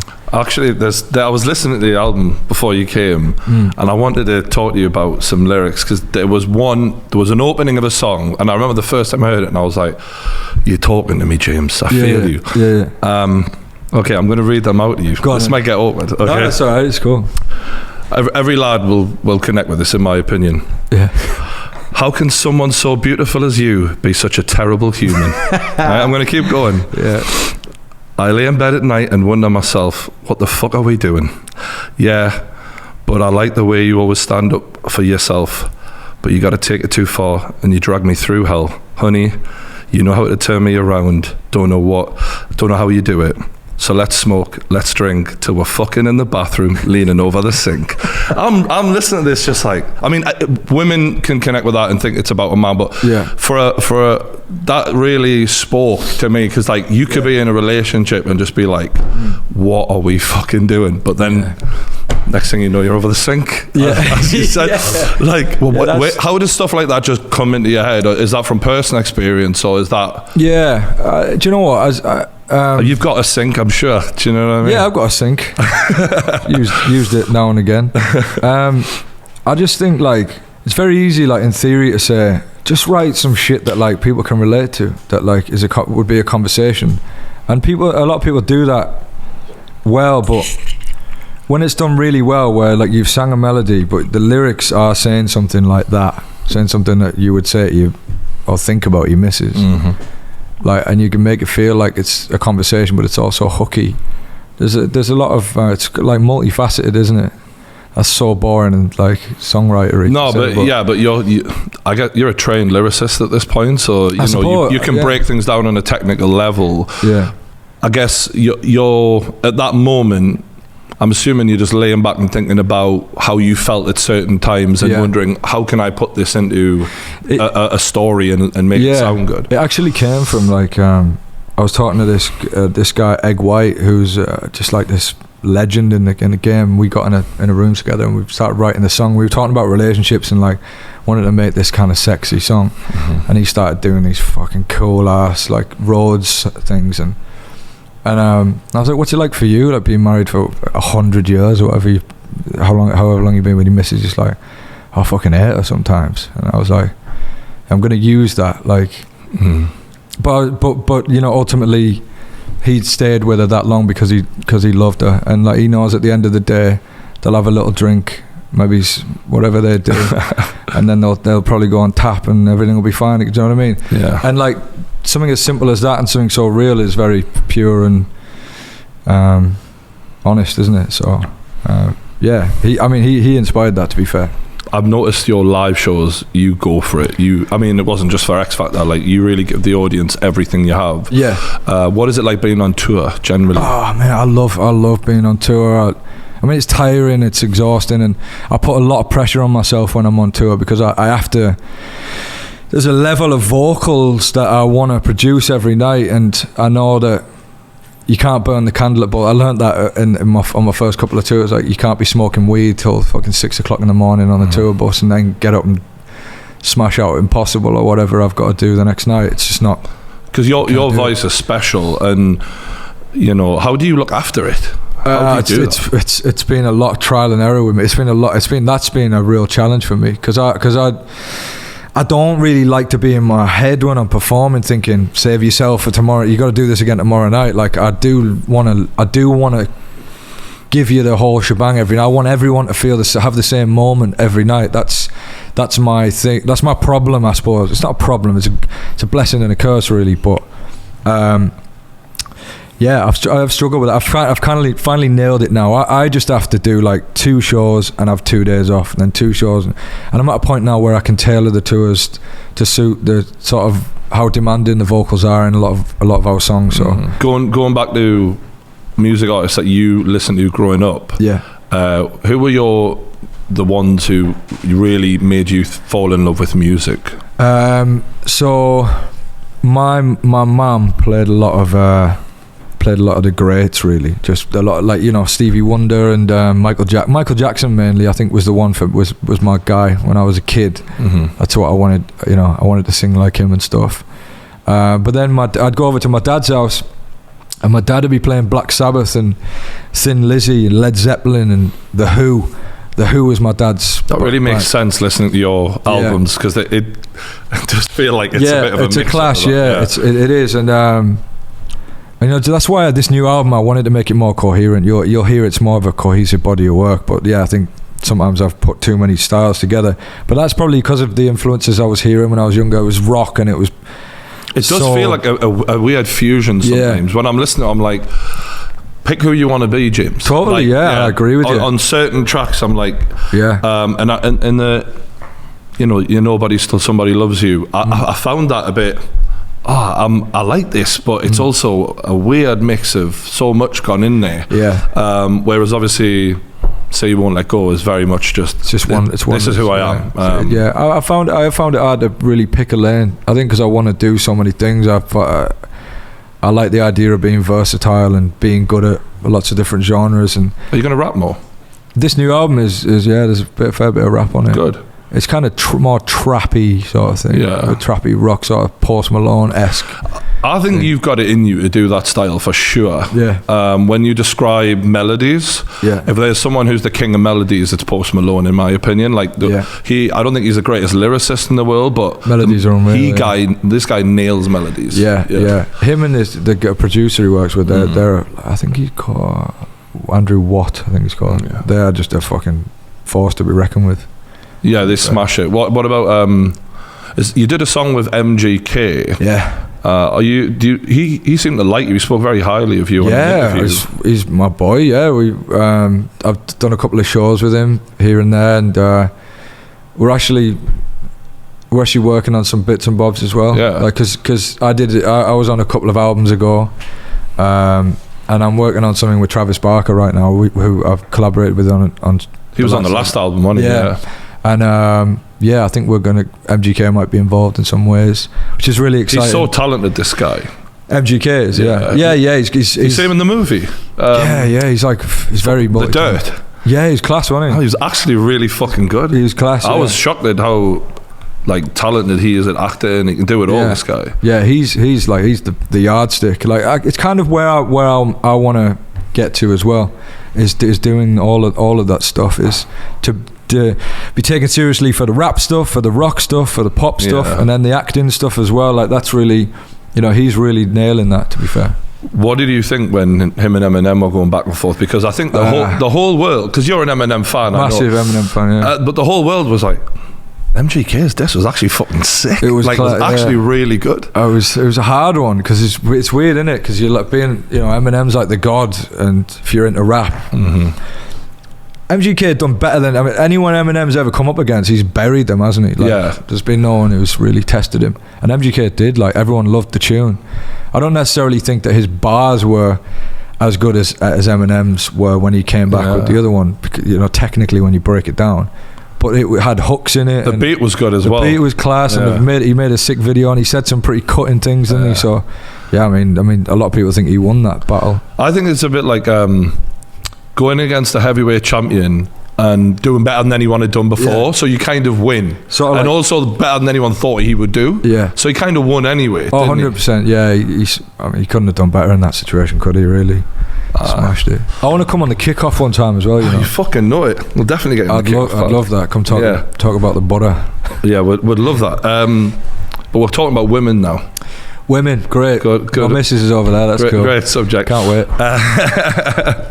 Sorry about that. No, but I was thinking about when I was talking about earlier about you flirting with women and all of this on the X Factor for a bit of a laugh, obviously. Yeah. But how it was like before X Factor versus during and after X Factor, and how you adapted to a change where all of a sudden you're not the chaser, you're the one being chased, because that's a bit of a head fuck for many men. 100%. Very difficult, and I don't think people really appreciate, because it's such a great problem to have, how difficult it can be to manage that problem. And how did you find that?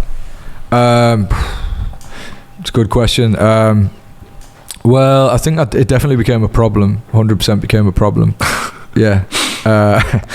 It's a weird one though, isn't it? Because everyone's like, fucking prick. But but it's like being, I guess, an addict to food, and all of a sudden food becomes free. And you're just in this fucking, you're doing all the wrong things probably. I mean, it's not. I don't know how to put this in like I say, I'm not media trained or anything, so it's a good thing. So it's probably a good thing, but I mean, you grow up coming from the back arse of nowhere.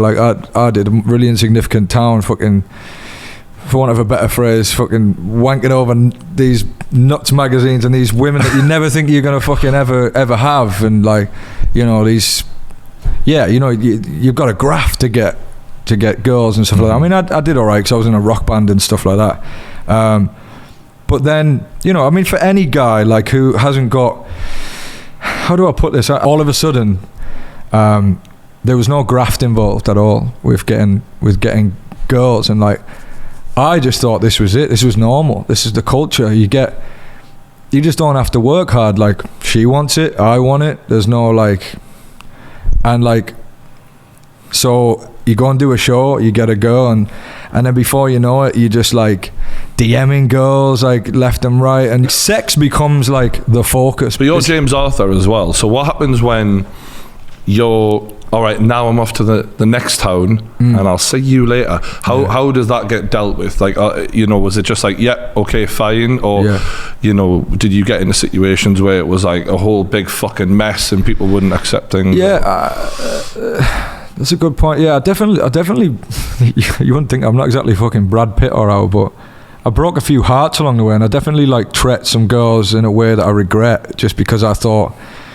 because I was getting away with it, I suppose, and I was speaking to women at one point in a way that, like, I'm not proud of, in the sense that, like, I just kind of like, when you're in the public eye, and I suppose when it becomes easy and you're getting girls and things like that, you sort of like take it for granted. I heard a lad talking about someone in the public eye, a famous singer, talking about how, like, he ended up sleeping with a fan, and like afterwards it became very clear to him that like she'd only slept with him because his music had gotten her through a really bad time, and he never thought once about that. He just thought, she wants to have sex, I want to have sex, and we're just going to do it. Men don't question shit like that, do we? We're just like, what, sex? Okay then. Yeah, but as you get older, I've got 4 sisters, and like and I love them dearly, and like the thought of any man like treating them as an object or but maybe you were the object as well. Well, yeah, I mean, there is that. There's a lot of things at play there.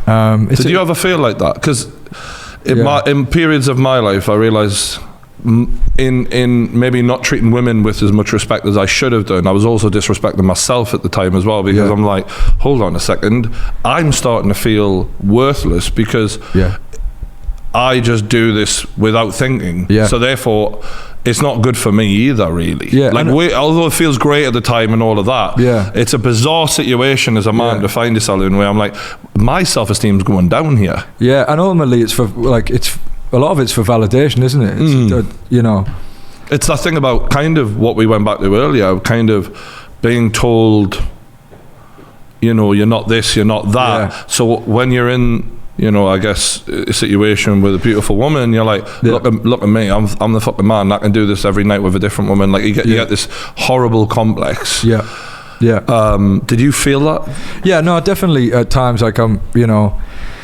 yeah, of course, you're punching well above your weight a lot of the time, and you're thinking, how real is this? You question, and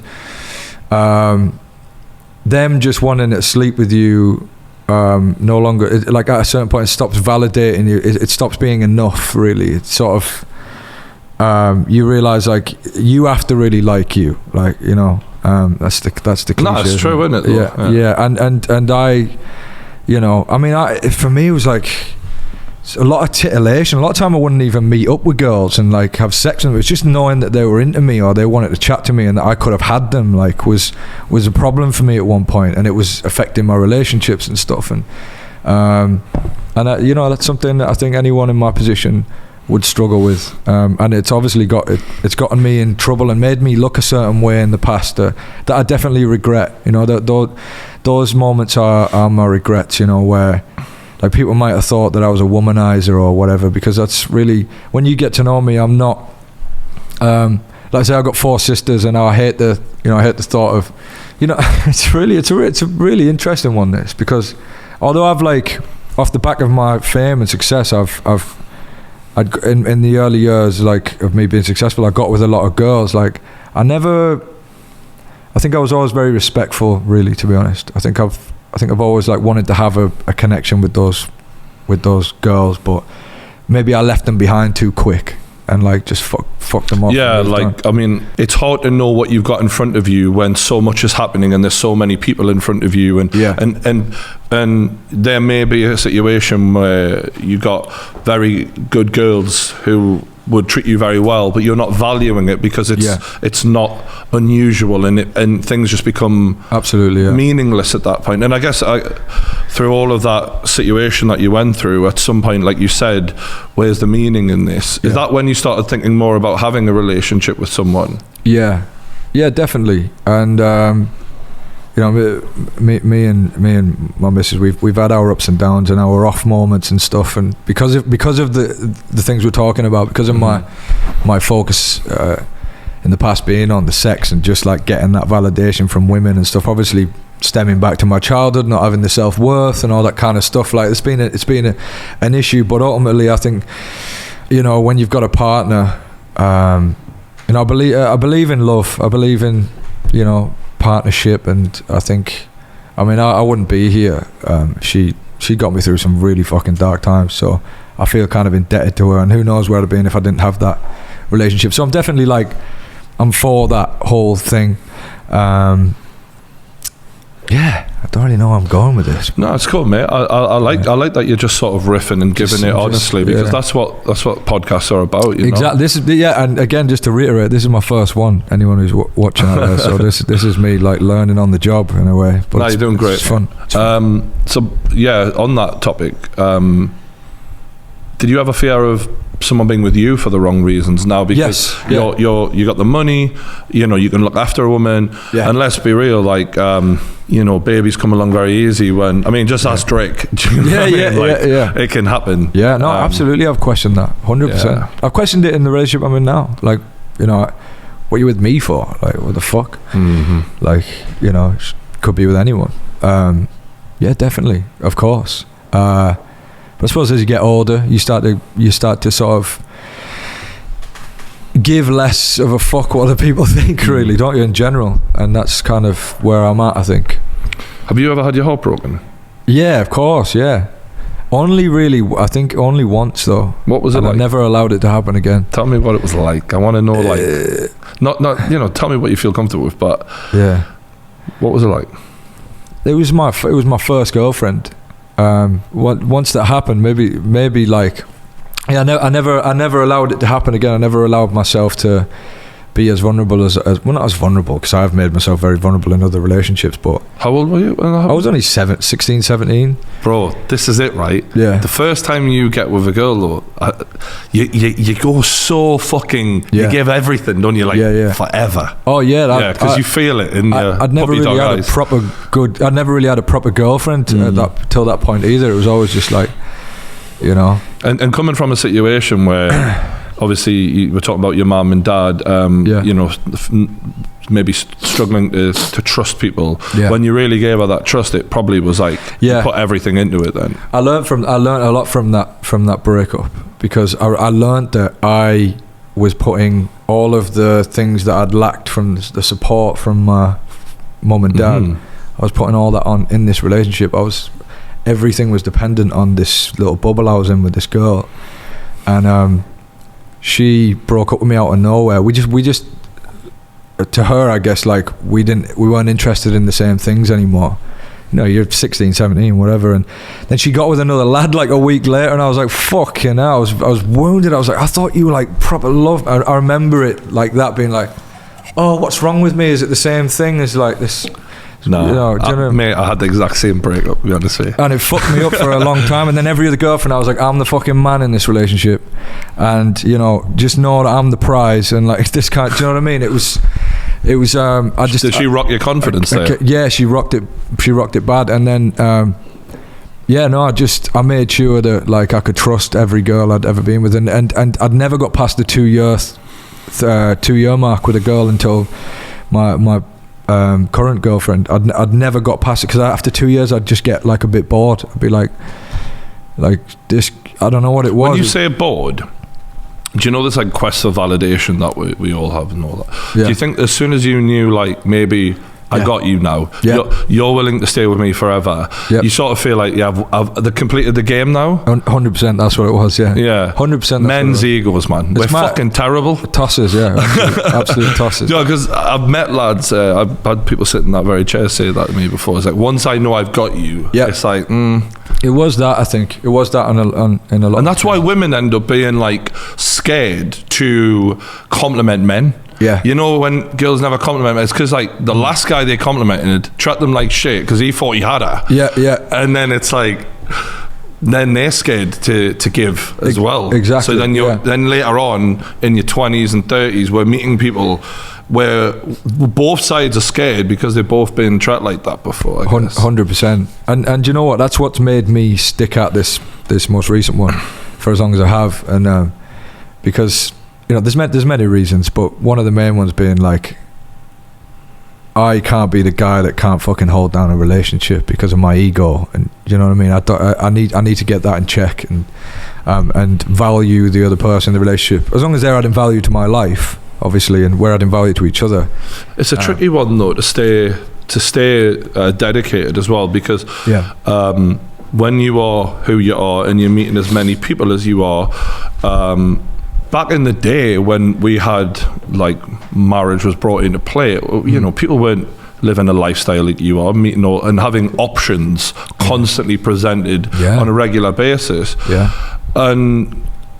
But you're only human, so you're going to look. Do you know what I mean? Everyone looks. Do you think it's like that for everyone now a bit as well, though? With social media? Mate, with social media, almost. So you've got it's like it's worse for you 10 times, 100 times, 2 million times, or whatever it is. How many followers you got? And you, yeah. But the world's. I think having a long-term relationship is becoming so difficult because the options, because of Tinder and all these other fucking things. People are constantly going, maybe the grass is greener. Yeah. And it isn't a lot. There wasn't that temptation, you know, when I was in our parents' generation. No fucking way. It just didn't. Yeah, it didn't exist. It was a night out. They had to get through a night out. Make it home. My dad didn't cheat or whatever. Then he's done well. Do you know what I mean? Now you've got like whatever you've 24/7 looking at in your search feed on whatever the algorithm starts showing you all the things you like, and then you start going, have I got that? And then it's all the big horses for us. All the big horses. Do you know what I mean? It's like everyone's squatting these days. Everyone. But yeah, it's kind of fucking mental. I don't think it's healthy, but I also don't know how we change it, because we're heading towards a society who cannot maintain a relationship. The minute anyone hits the rocks, like I think our parents' generation, because you're the same age as me roughly, they were the first ones to regularly get divorced. Divorce became really normal. The generation before them, they'd be like, you fucking stick it out no matter what, man. You got married, stick it out. But this generation, it's removed even further. It's not, you don't even make it to divorce. They don't even make it to marriage, because the minute anything gets hard, they're going to their fucking phone and they're like, big ass, saucy. Right, yeah. Do you know what I mean? Yeah. I don't know how the fuck we sort this out, like, to be honest with you. Mate, I know what you're saying. It's a weird one. It's definitely a weird. It's definitely a weird. Not good, like, is it? You're right though. Like, people are going to be scared to have an argument in case someone picks their phone up. I think for me, like maybe that competitive thing comes in for me again somewhere, just to circle back to that whole thing where I think maybe you should be, when you're in a relationship, you should be motivated by wanting to be a good partner, because you see all the values in that other person and because of what they bring to you. Not to be soppy as fuck, but you're spot on, isn't it? Yeah, I think if that's not the objective, if that's not the motivation, then don't be in it. That's sort of, and like, do you know what I mean? Because if you aren't motivated by wanting to be class for that other person, then it's not right, and maybe you're in it for the wrong reasons, and maybe that's why a lot of relationships are going when they shouldn't be. Yeah, so when you stop doing the little things that make the other person smile, you know it's almost done then, isn't it? Because you're just not trying. Yeah. Once you're not trying, it's okay to dip out a little bit, because I've let myself go. She's looking over, rolling her eyes right now. She's going, he's talking shit. I've definitely fucking slipped up a few times and got a bit lazy, but like, you know, I know when I'm really need to pull it back, and it's probably what's kept things going. We're going to interview her next. Because I give it that thing. We'll cross-examine. What motivates you at this point Do you know what, I like the idea of like fucking just having a year where I'm, you know, like Connor says, I'm coming for all the belts, you know, like just the Brit Awards, the Grammys. Oh man, it sounds so wanky to say, like because I shouldn't be striving for the industry's respect, like for the music industry's respect, or for Glastonbury to ask me to play and things like that. Nah, but I know deep down it's just like it's validation. Yeah, it's just, I mean, that does motivate me. If I didn't have that, then I suppose I can be happy with what I've achieved. Definitely, you know. I've got some pretty good numbers and things like that, and I'm happy with it. I'm happy that I've wrote a love song that will be a timeless classic, I suppose, and big part of a lot of people's wedding days and shit forever, probably, which is like, should be enough, really, shouldn't it? But it isn't. It's not enough. No, I want more. I want the fucking. What do you want people to think about when they hear the new album? What do you want them to feel about that? I really like the idea of people going, he can fucking do anything, and he can do anything with in terms of music. Like, he's got. It's like a mixed martial artist. I'm the most well-rounded cat there is. You know what I mean? Like, and I'm just saying names like Shawn Mendes has got this, but James Arthur's got that, and he's got this, and he's got that, and he's got that. Do you know what I mean? And like, on a technical thing, like it would be, I'd be lying if I said I wouldn't like to get to a point where people would putting me up there, and I know they're reluctant to. Who do you want to be? I want names here. Because I know how you work now. I'm feeling the vibe, right? Right. There's people on your list that you want to be better than. I feel like you must be wanting to be better. Like, is there anyone specifically? I don't necessarily want to be better than them. I don't want to be better Lying. than them. I just want to. No, I don't, because there's guys I really respect. Like, you know, Ed Sheeran was a bit of a mentor for me coming up. He was really good to me, really supportive and stuff. And he's the guy. He's the yardstick. He's nailed it. But I think I've got the same tools as him. And maybe I've got a couple more, and like, I'm not doing the stadiums. I don't know. Maybe it's my personality. Maybe it's, you know, I don't know what it is. He's a weird one for me, you know, because I've never clicked with his music. I don't actually. And I'm the outsider. Yeah. I don't know what it is about him. Yeah. I think it's a bit soft for me. It's for the women, and I respect that. Yeah. And I think there's men out there who love it as well. For some reason, I just. He's probably too likable for me. He's so likable and so good, and he is, like, you know, I shouldn't say I've got more in my locker than him, but maybe I do have that side that maybe he doesn't have, which is like, and I like to hear guys like you resonating with my music, because that's ultimately, I'm so grateful for the female fan base, the predominant female fan base that I've got, young and old. It's a real cross section of women, but there's nothing I love more than to see a guy like you in the front row, like a cool ass motherfucker with tats and that, like liking my music, because it means like I've resonated with people that are like me and think like me. You know, I think I'm maybe that's where I'm different to some of the other guys in my lane. Like, you opened the podcast by saying that, like, I'm maybe that guy that you can fuck with. When I was watching X Factor, I'm like, oh yeah. We can be that could be me, that. Yeah, you know what exactly, I mean? I wish I could sing like that. Yeah. And if I could have a voice that would speak for the pain I feel, that's what I would want to sound like. Yeah. Do you know? And I love to hear that more than anything. It pays off so much for me, and that's why I think it hurts me when I see a lot of young lads who get me wrong and like go, that fuck, he just sings for fucking old women. Dude, and shit. I know what you mean. They get me wrong, and I don't like it, and I want them to feel me, I suppose. Like, when people from Newcastle slag me off, a little bit of me, I hurt that, because in my head I'm like, I put you on my back. My name is True Geordie. Yeah, you do. Everything about me. You carry the city. I'm literally trying. I'm not Anton Deck, but guess what? No one in Newcastle's like Anton fucking Deck. Yeah. A lot of yous look like me, actually. Yeah. So supporters, do you know what I mean? And do you get that because maybe you speak because you do a podcast, you maybe speak a bit more clearly sometimes, or like enunciate a bit better. Like people say I've lost my Borough accent. I'm like, well, I can't get on the show and go, fucking here, right, mate. Fucking what we'll do, right, is I can't. I've absolutely had to shave it a little. Yeah, I had to. I mean? No one fucking understood me when I came out, and I was like, I'm sick of people saying, "What are you talking?" Do you know what I mean? So absolutely, I get you. And how do you feel about? What is the hometown vibe like with you? Are they like hold you up? How do they? Because you are the guy. You're the one. I don't know. It's a weird one to gauge for me, that. Like, when I'm there, people have been nothing but lovely to me. I don't feel necessarily like hailed as like... You should be. I don't necessarily feel that. But I think I come from quite a rough place. Like, Borough's a tough town where people don't like you getting above your station.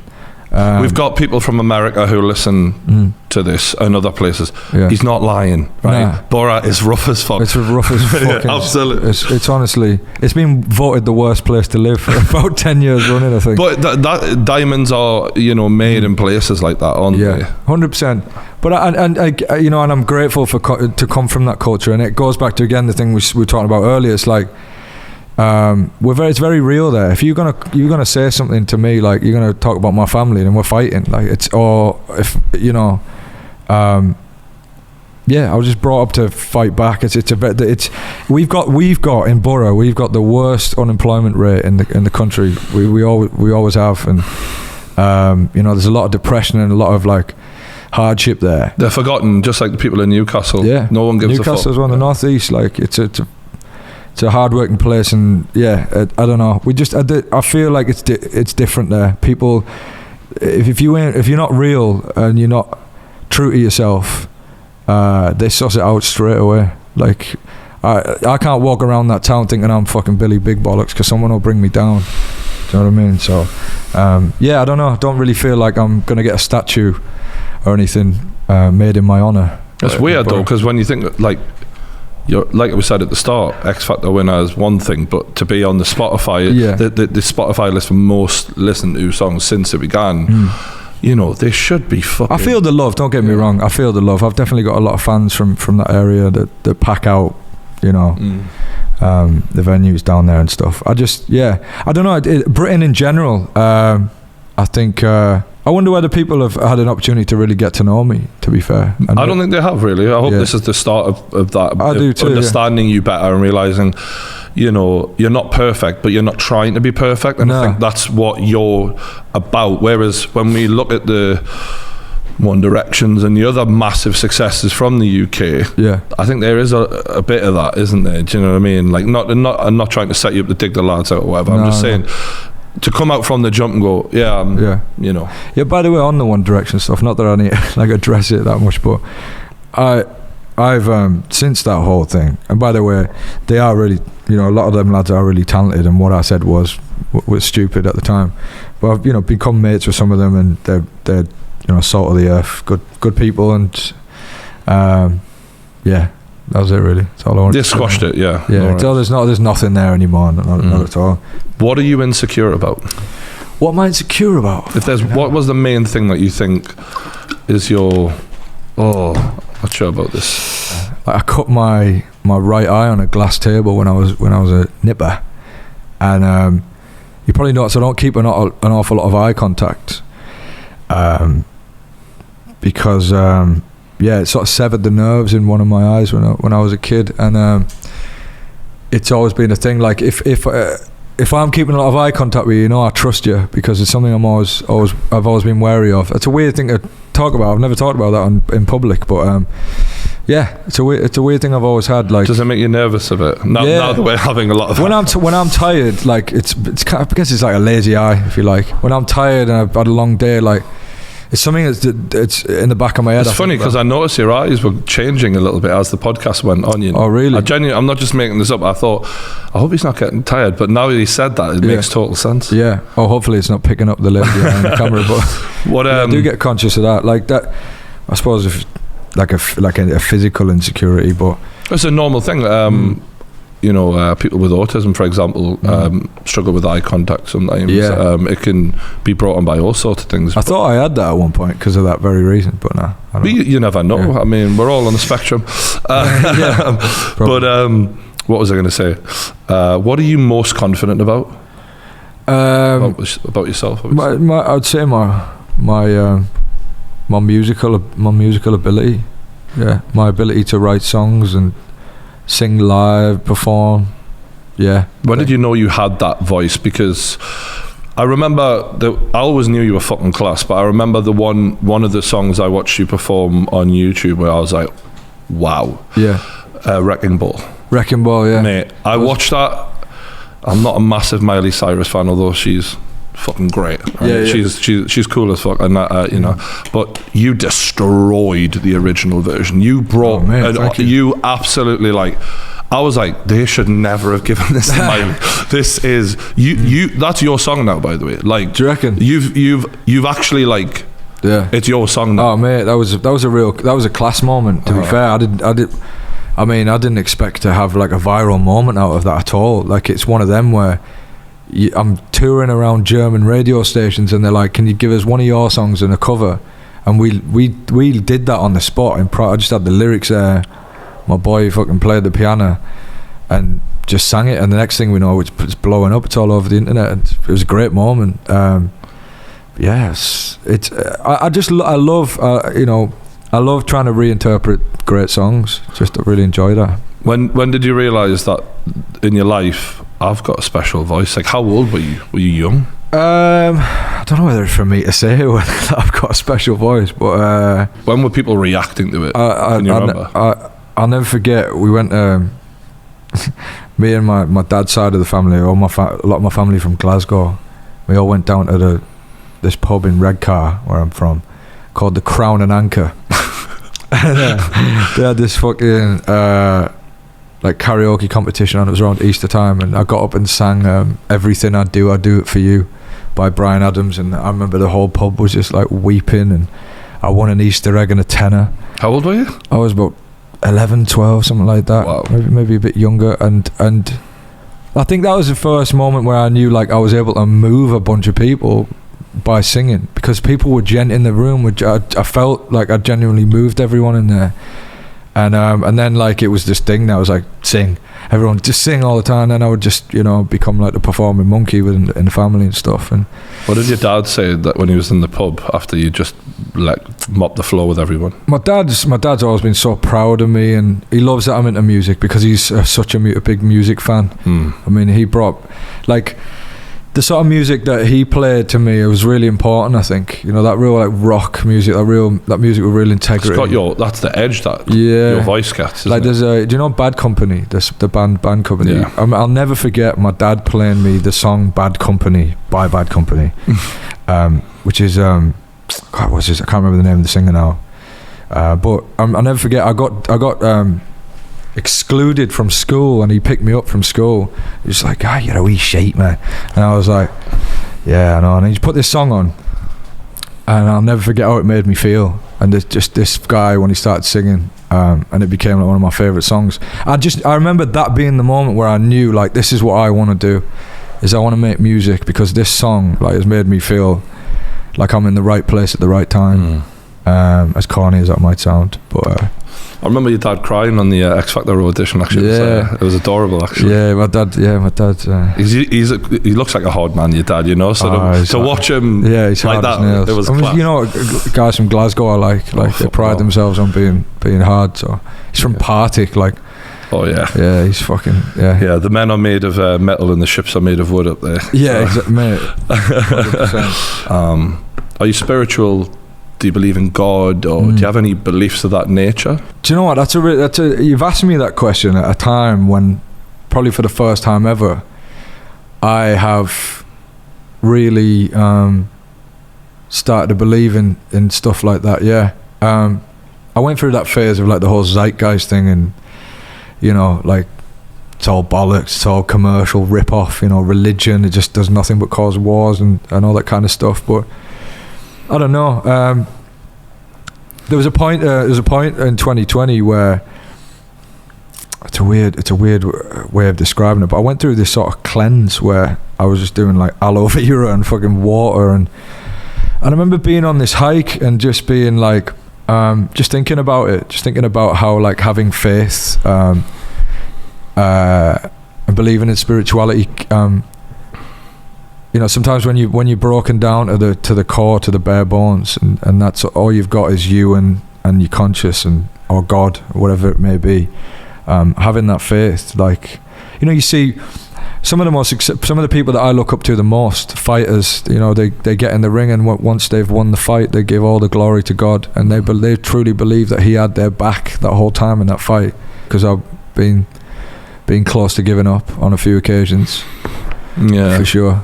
Do you feel like you've contemplated that with? Yeah. Oh yeah. It's well documented. I've been quite open about it because I feel like people in our position have a responsibility to be honest about that sort of stuff. Yeah. Because a lot of people feel that way, and we should normalise it and take the stigma away and all that. I agree, yeah. I mean, the last 2 years for me, mate, fucking hell, the amount of times I've thought about suicide, and it's like, you know, you think, why would I be thinking that? Like, I've got a lot that people would want to have, but it's like, you can't force yourself to be happy. Yeah. You know what I mean? And then when you're in those low parts and you're just thinking, I want out here, like, I don't want to do this anymore, like, you know, and it would just be easier. Yeah. You know what I mean? Yeah. But you're right, you know, and it's a real shame that there's people, you know, some people don't have what we have, and I can't. Yeah, exactly. Imagine feeling like that, and then you know, I'm saying this from a position of privilege. Yeah. Let alone, you know, me 10 years ago. You know what I mean? But it doesn't matter what happens in your circumstances of life. What's going on in here? Sometimes it doesn't impact it. You know what I mean? You can have all the money in the world, you could have everything, like you say, all the success that you've had, and you've still been there where you're thinking, I don't want to do this anymore. So yeah, I credit you for being open about that, mate. What's your biggest regret? There's too many. Is there any that stand out, or? I don't think I pay any mind to them anymore, to be honest. That's good. I think I got to the point where I had so many regrets that it was just too much of a burden to carry, probably. And so now it's sort of like, it's no regrets, I think, but definitely I know they're there, but I don't pay any mind to them. Do you think you look forward more than backwards? Yeah, 100%. I've got to look forward. If I can't live in the past. I think that's the real turning point for me, was you know, taking every day as it comes, taking each day as it comes, because I was definitely like either anticipating the future too much or living in the past. And I'm sure you've had a lot of people on here saying similar things to that. You know, that it's the most cliche thing you can say. Not really, if I'm honest. I think that's a good take on it. If anything, I could probably take a leaf out of your book, because I definitely, my depression definitely stems from thinking of, you fucked this up, you fucked that up, you fucked the other up, and then stressing about the future and going, what if I don't do this good enough, what if this isn't perfect, and I need to be better. And I think it's really healthy to go today, live right now, and what can I do out of today? You have to, that's the advice I would give anyone. I mean, there's kind of like, if we're talking about mental health and anxiety, and I think my main pillars that I would give to anyone listening would be that is, you can't look forward and you can't look back. You got to stay in the moment, because that's the only way that you don't feel that anxiety. And the other one would be, we sort of touched on it earlier. I started reading a lot of work by this author called Brené Brown, she's called, and her whole thing is vulnerability is courage, basically, where, you know, we all see being vulnerable and talking about our feelings and stuff, and you know, you especially being a big guy, where we've talked about that as well, like, you know, being vulnerable, you can see it as a weakness. Whereas, you know, nobody dislikes the guy who walks in and goes, I've had a fucking shit day, man, like, my fucking girlfriend's on my case, like, I've just been dropped by my record label, whatever. Like, how can you dislike that guy? And I always stayed away from being that guy and like pretended everything was all right. I was just kind of like, yeah, mate, I got this going on, I got that going on, fucking everything's great. When I stopped being that guy and started being the guy that was just like, nah, I feel like shit, like, things just, and then started taking things day by day and realizing that it takes a lot of courage to do that. And then, because whenever I would do that, like, just for example, so just to maybe break it down even better and not waffle on so much, but like, I would go into a lot of studio sessions, a lot of writing sessions, and you have to make yourself vulnerable in those situations, because otherwise you're not going to get something authentic musically. You're just not going to get good lyrics. The vibe won't be right. You won't get anything that's going to ultimately leave that room and move a bunch of people in the future. It's not going to be a good. I don't believe you can make good music out of just formulas, you know, formulaic shit, pop shit. Like, it's got to be real if it's going to do something forever. To be fair, a lot of the pop songs that we enjoy that are sung by these little pop artists, they're actually written by someone feeling something. Someone who's feeling. Someone's actually good has written that. Absolutely. It's gone through the machine. It's gone through that fucking, and it's been watered down or whatever. And so I used to be in them situations, and like, I knew I had to wear my heart on my sleeve. I knew I had to be vulnerable, and I knew it's like a therapy session, songwriting sessions, you know, it always is. And you're doing it with people you barely know a lot of the time. It's a bit like, you know, we've met each other for the first time in person today, and we've talked about a lot of really personal shit here, and it's uncomfortable at times, and it gives you anxiety at times. And you sit here and you like grapple with shame. You're like, oh, I'm a bit ashamed of that. You know what I mean? And I would do that. I would leave them sessions and I would spend the whole night feeling shame. Like, oh, they must think I'm a fucking cretin. They must think I'm like a weirdo. Or shame is a killer, actually. And it's a killer. And then I think changing that mindset and listening to this amazing woman talk about those things, like it's all that feel the fear and do it anyway, all that stuff, you know, like what's that saying that she says about like not being putting yourself in the arena and not being scared to fail, you know. We're gonna fuck up, there's no doubt about that, you know, but at least you put yourself in there, and that showed courage, and that's something to be proud of. And I've adopted that in the last couple of years. I've started stripping back and just going, here's me, motherfuckers. You're gonna get them. No apologies. Like, and as every year's gone by with my YouTube, the less it's been about here's what you expect from me, and the more it's been about who I actually am. And that's why I think I really relate to you, and I love listening to you talk, and I love your podcasts, and because you're just you're a real person, and you're human, and people, you know, it's great. We're imperfect, pal. Exactly. You know what I mean? Exactly. All right, I've got two questions left. If your life was a movie, and you know, you get the middle part of the movie, the bit where everything sort of changes. Yeah. What do you think that moment would be? I guess for you, it may be an obvious one. A lot of people would expect the X Factor audition. Would you say that would be the one? Yeah, but I would probably say probably the moment where I wrote that song, because that trumped everything, you know, all the odds. That fucking little 3.5 minute song that I sat down and wrote brought me back from the dead, like, really did. Back from the edge. Back from the edge, yeah. And I was just wondering, you know, like, because obviously, as I felt before. You don't know how many people are jealous of you until they're all kicking you when you're down. That's when you start you're a cunt, you actually. And when they think, oh, you're gone, you're fucked, you're never coming back, that's when everyone piles onto you.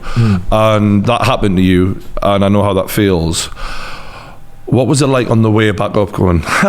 Like, did you make any mental notes of those people? Did you have any moments like that where you got to say your piece to those people? I'd be lying if I said it didn't take a little bit of restraint not to be like, so you want to re-sign me? Okay.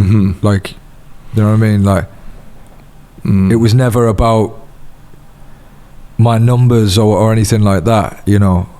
When I say numbers, I mean albums sold and things like that. You know, Psycho notoriously dropped everyone that they ever signed. All due respect to Psycho, I know they were trying to run a record label, but they'd got this reputation for like cutthroat. They were pretty cutthroat. If you didn't have that big hit, if you didn't keep it going, it's back to obscurity for you, sort of thing. There's not a lot of artist development going on there, if you like. And I think they were a bit reactionary in dropping me. And they maybe could have nurtured the situation a bit better. I hope you're negotiating hard, bro. Yeah, and you know, when they came back in, I mean, they're no longer a label now. They just went into liquidation, and I just signed a really a very proud moment. I signed a deal with Columbia UK, where a really proper label, prestigious label of, you know, people like Bob Dylan signed there and stuff, which was huge for me. But yeah, when they came back in, they were very humble, to be fair. They were like, you know, we fucked up because they got the option to sign me back weeks prior, before the single did what it did, and they were like, nah, we're not gonna. So they had to swallow it big time when they called me up. I remember, obviously, now you know I was a fan the whole time. Yeah. And I'm the type of person I like being right. So you know when you call something and you're like a fighter's going to win the title. Yeah. When I first seen you on the first audition, I was like, this might sound like bullshit because you sat in front of us, but I'm fucking genuinely saying, that's the winner right there. I'm telling you now. He's relatable, he's got talent, and he's just done something with the song we haven't seen before. I'm telling you now, he's going to fucking win.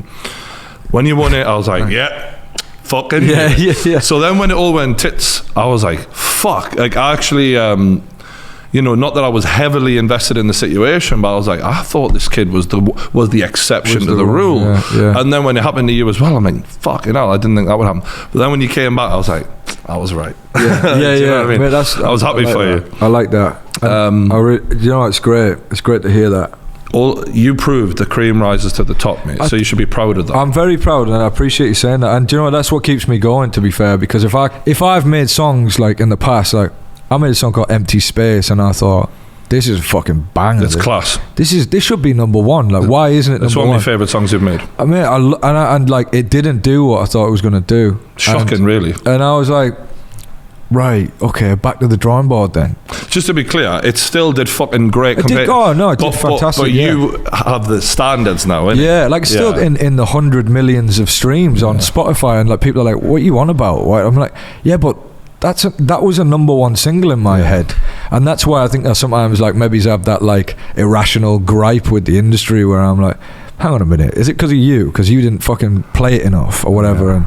And maybe that's, that's something I need to, but having said that, it means that I'll keep trying to better that. And like, you love that song, I'm going to make you a song that you love even more. And that's that does motivate me. So it's probably a good thing.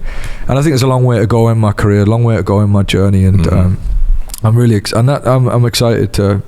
I think I've got a single coming out next Friday, and I think that's a number one single. I'm going to say it now. What is the date the single's out? 5th of March. Okay. I don't know whether this will be out before or after. Well, they know now. It's out. It'll be out on 5th of March. And it's a big. I think it's.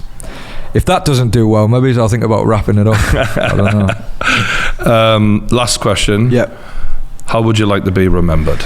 I'd maybe like to be put in that category as someone who maybe didn't, who maybe wasn't perfect. There's maybe a bit of a, maybe a bit like polarizing in the sense some people will love me and some people will hate me. But you can't deny my what my music can do.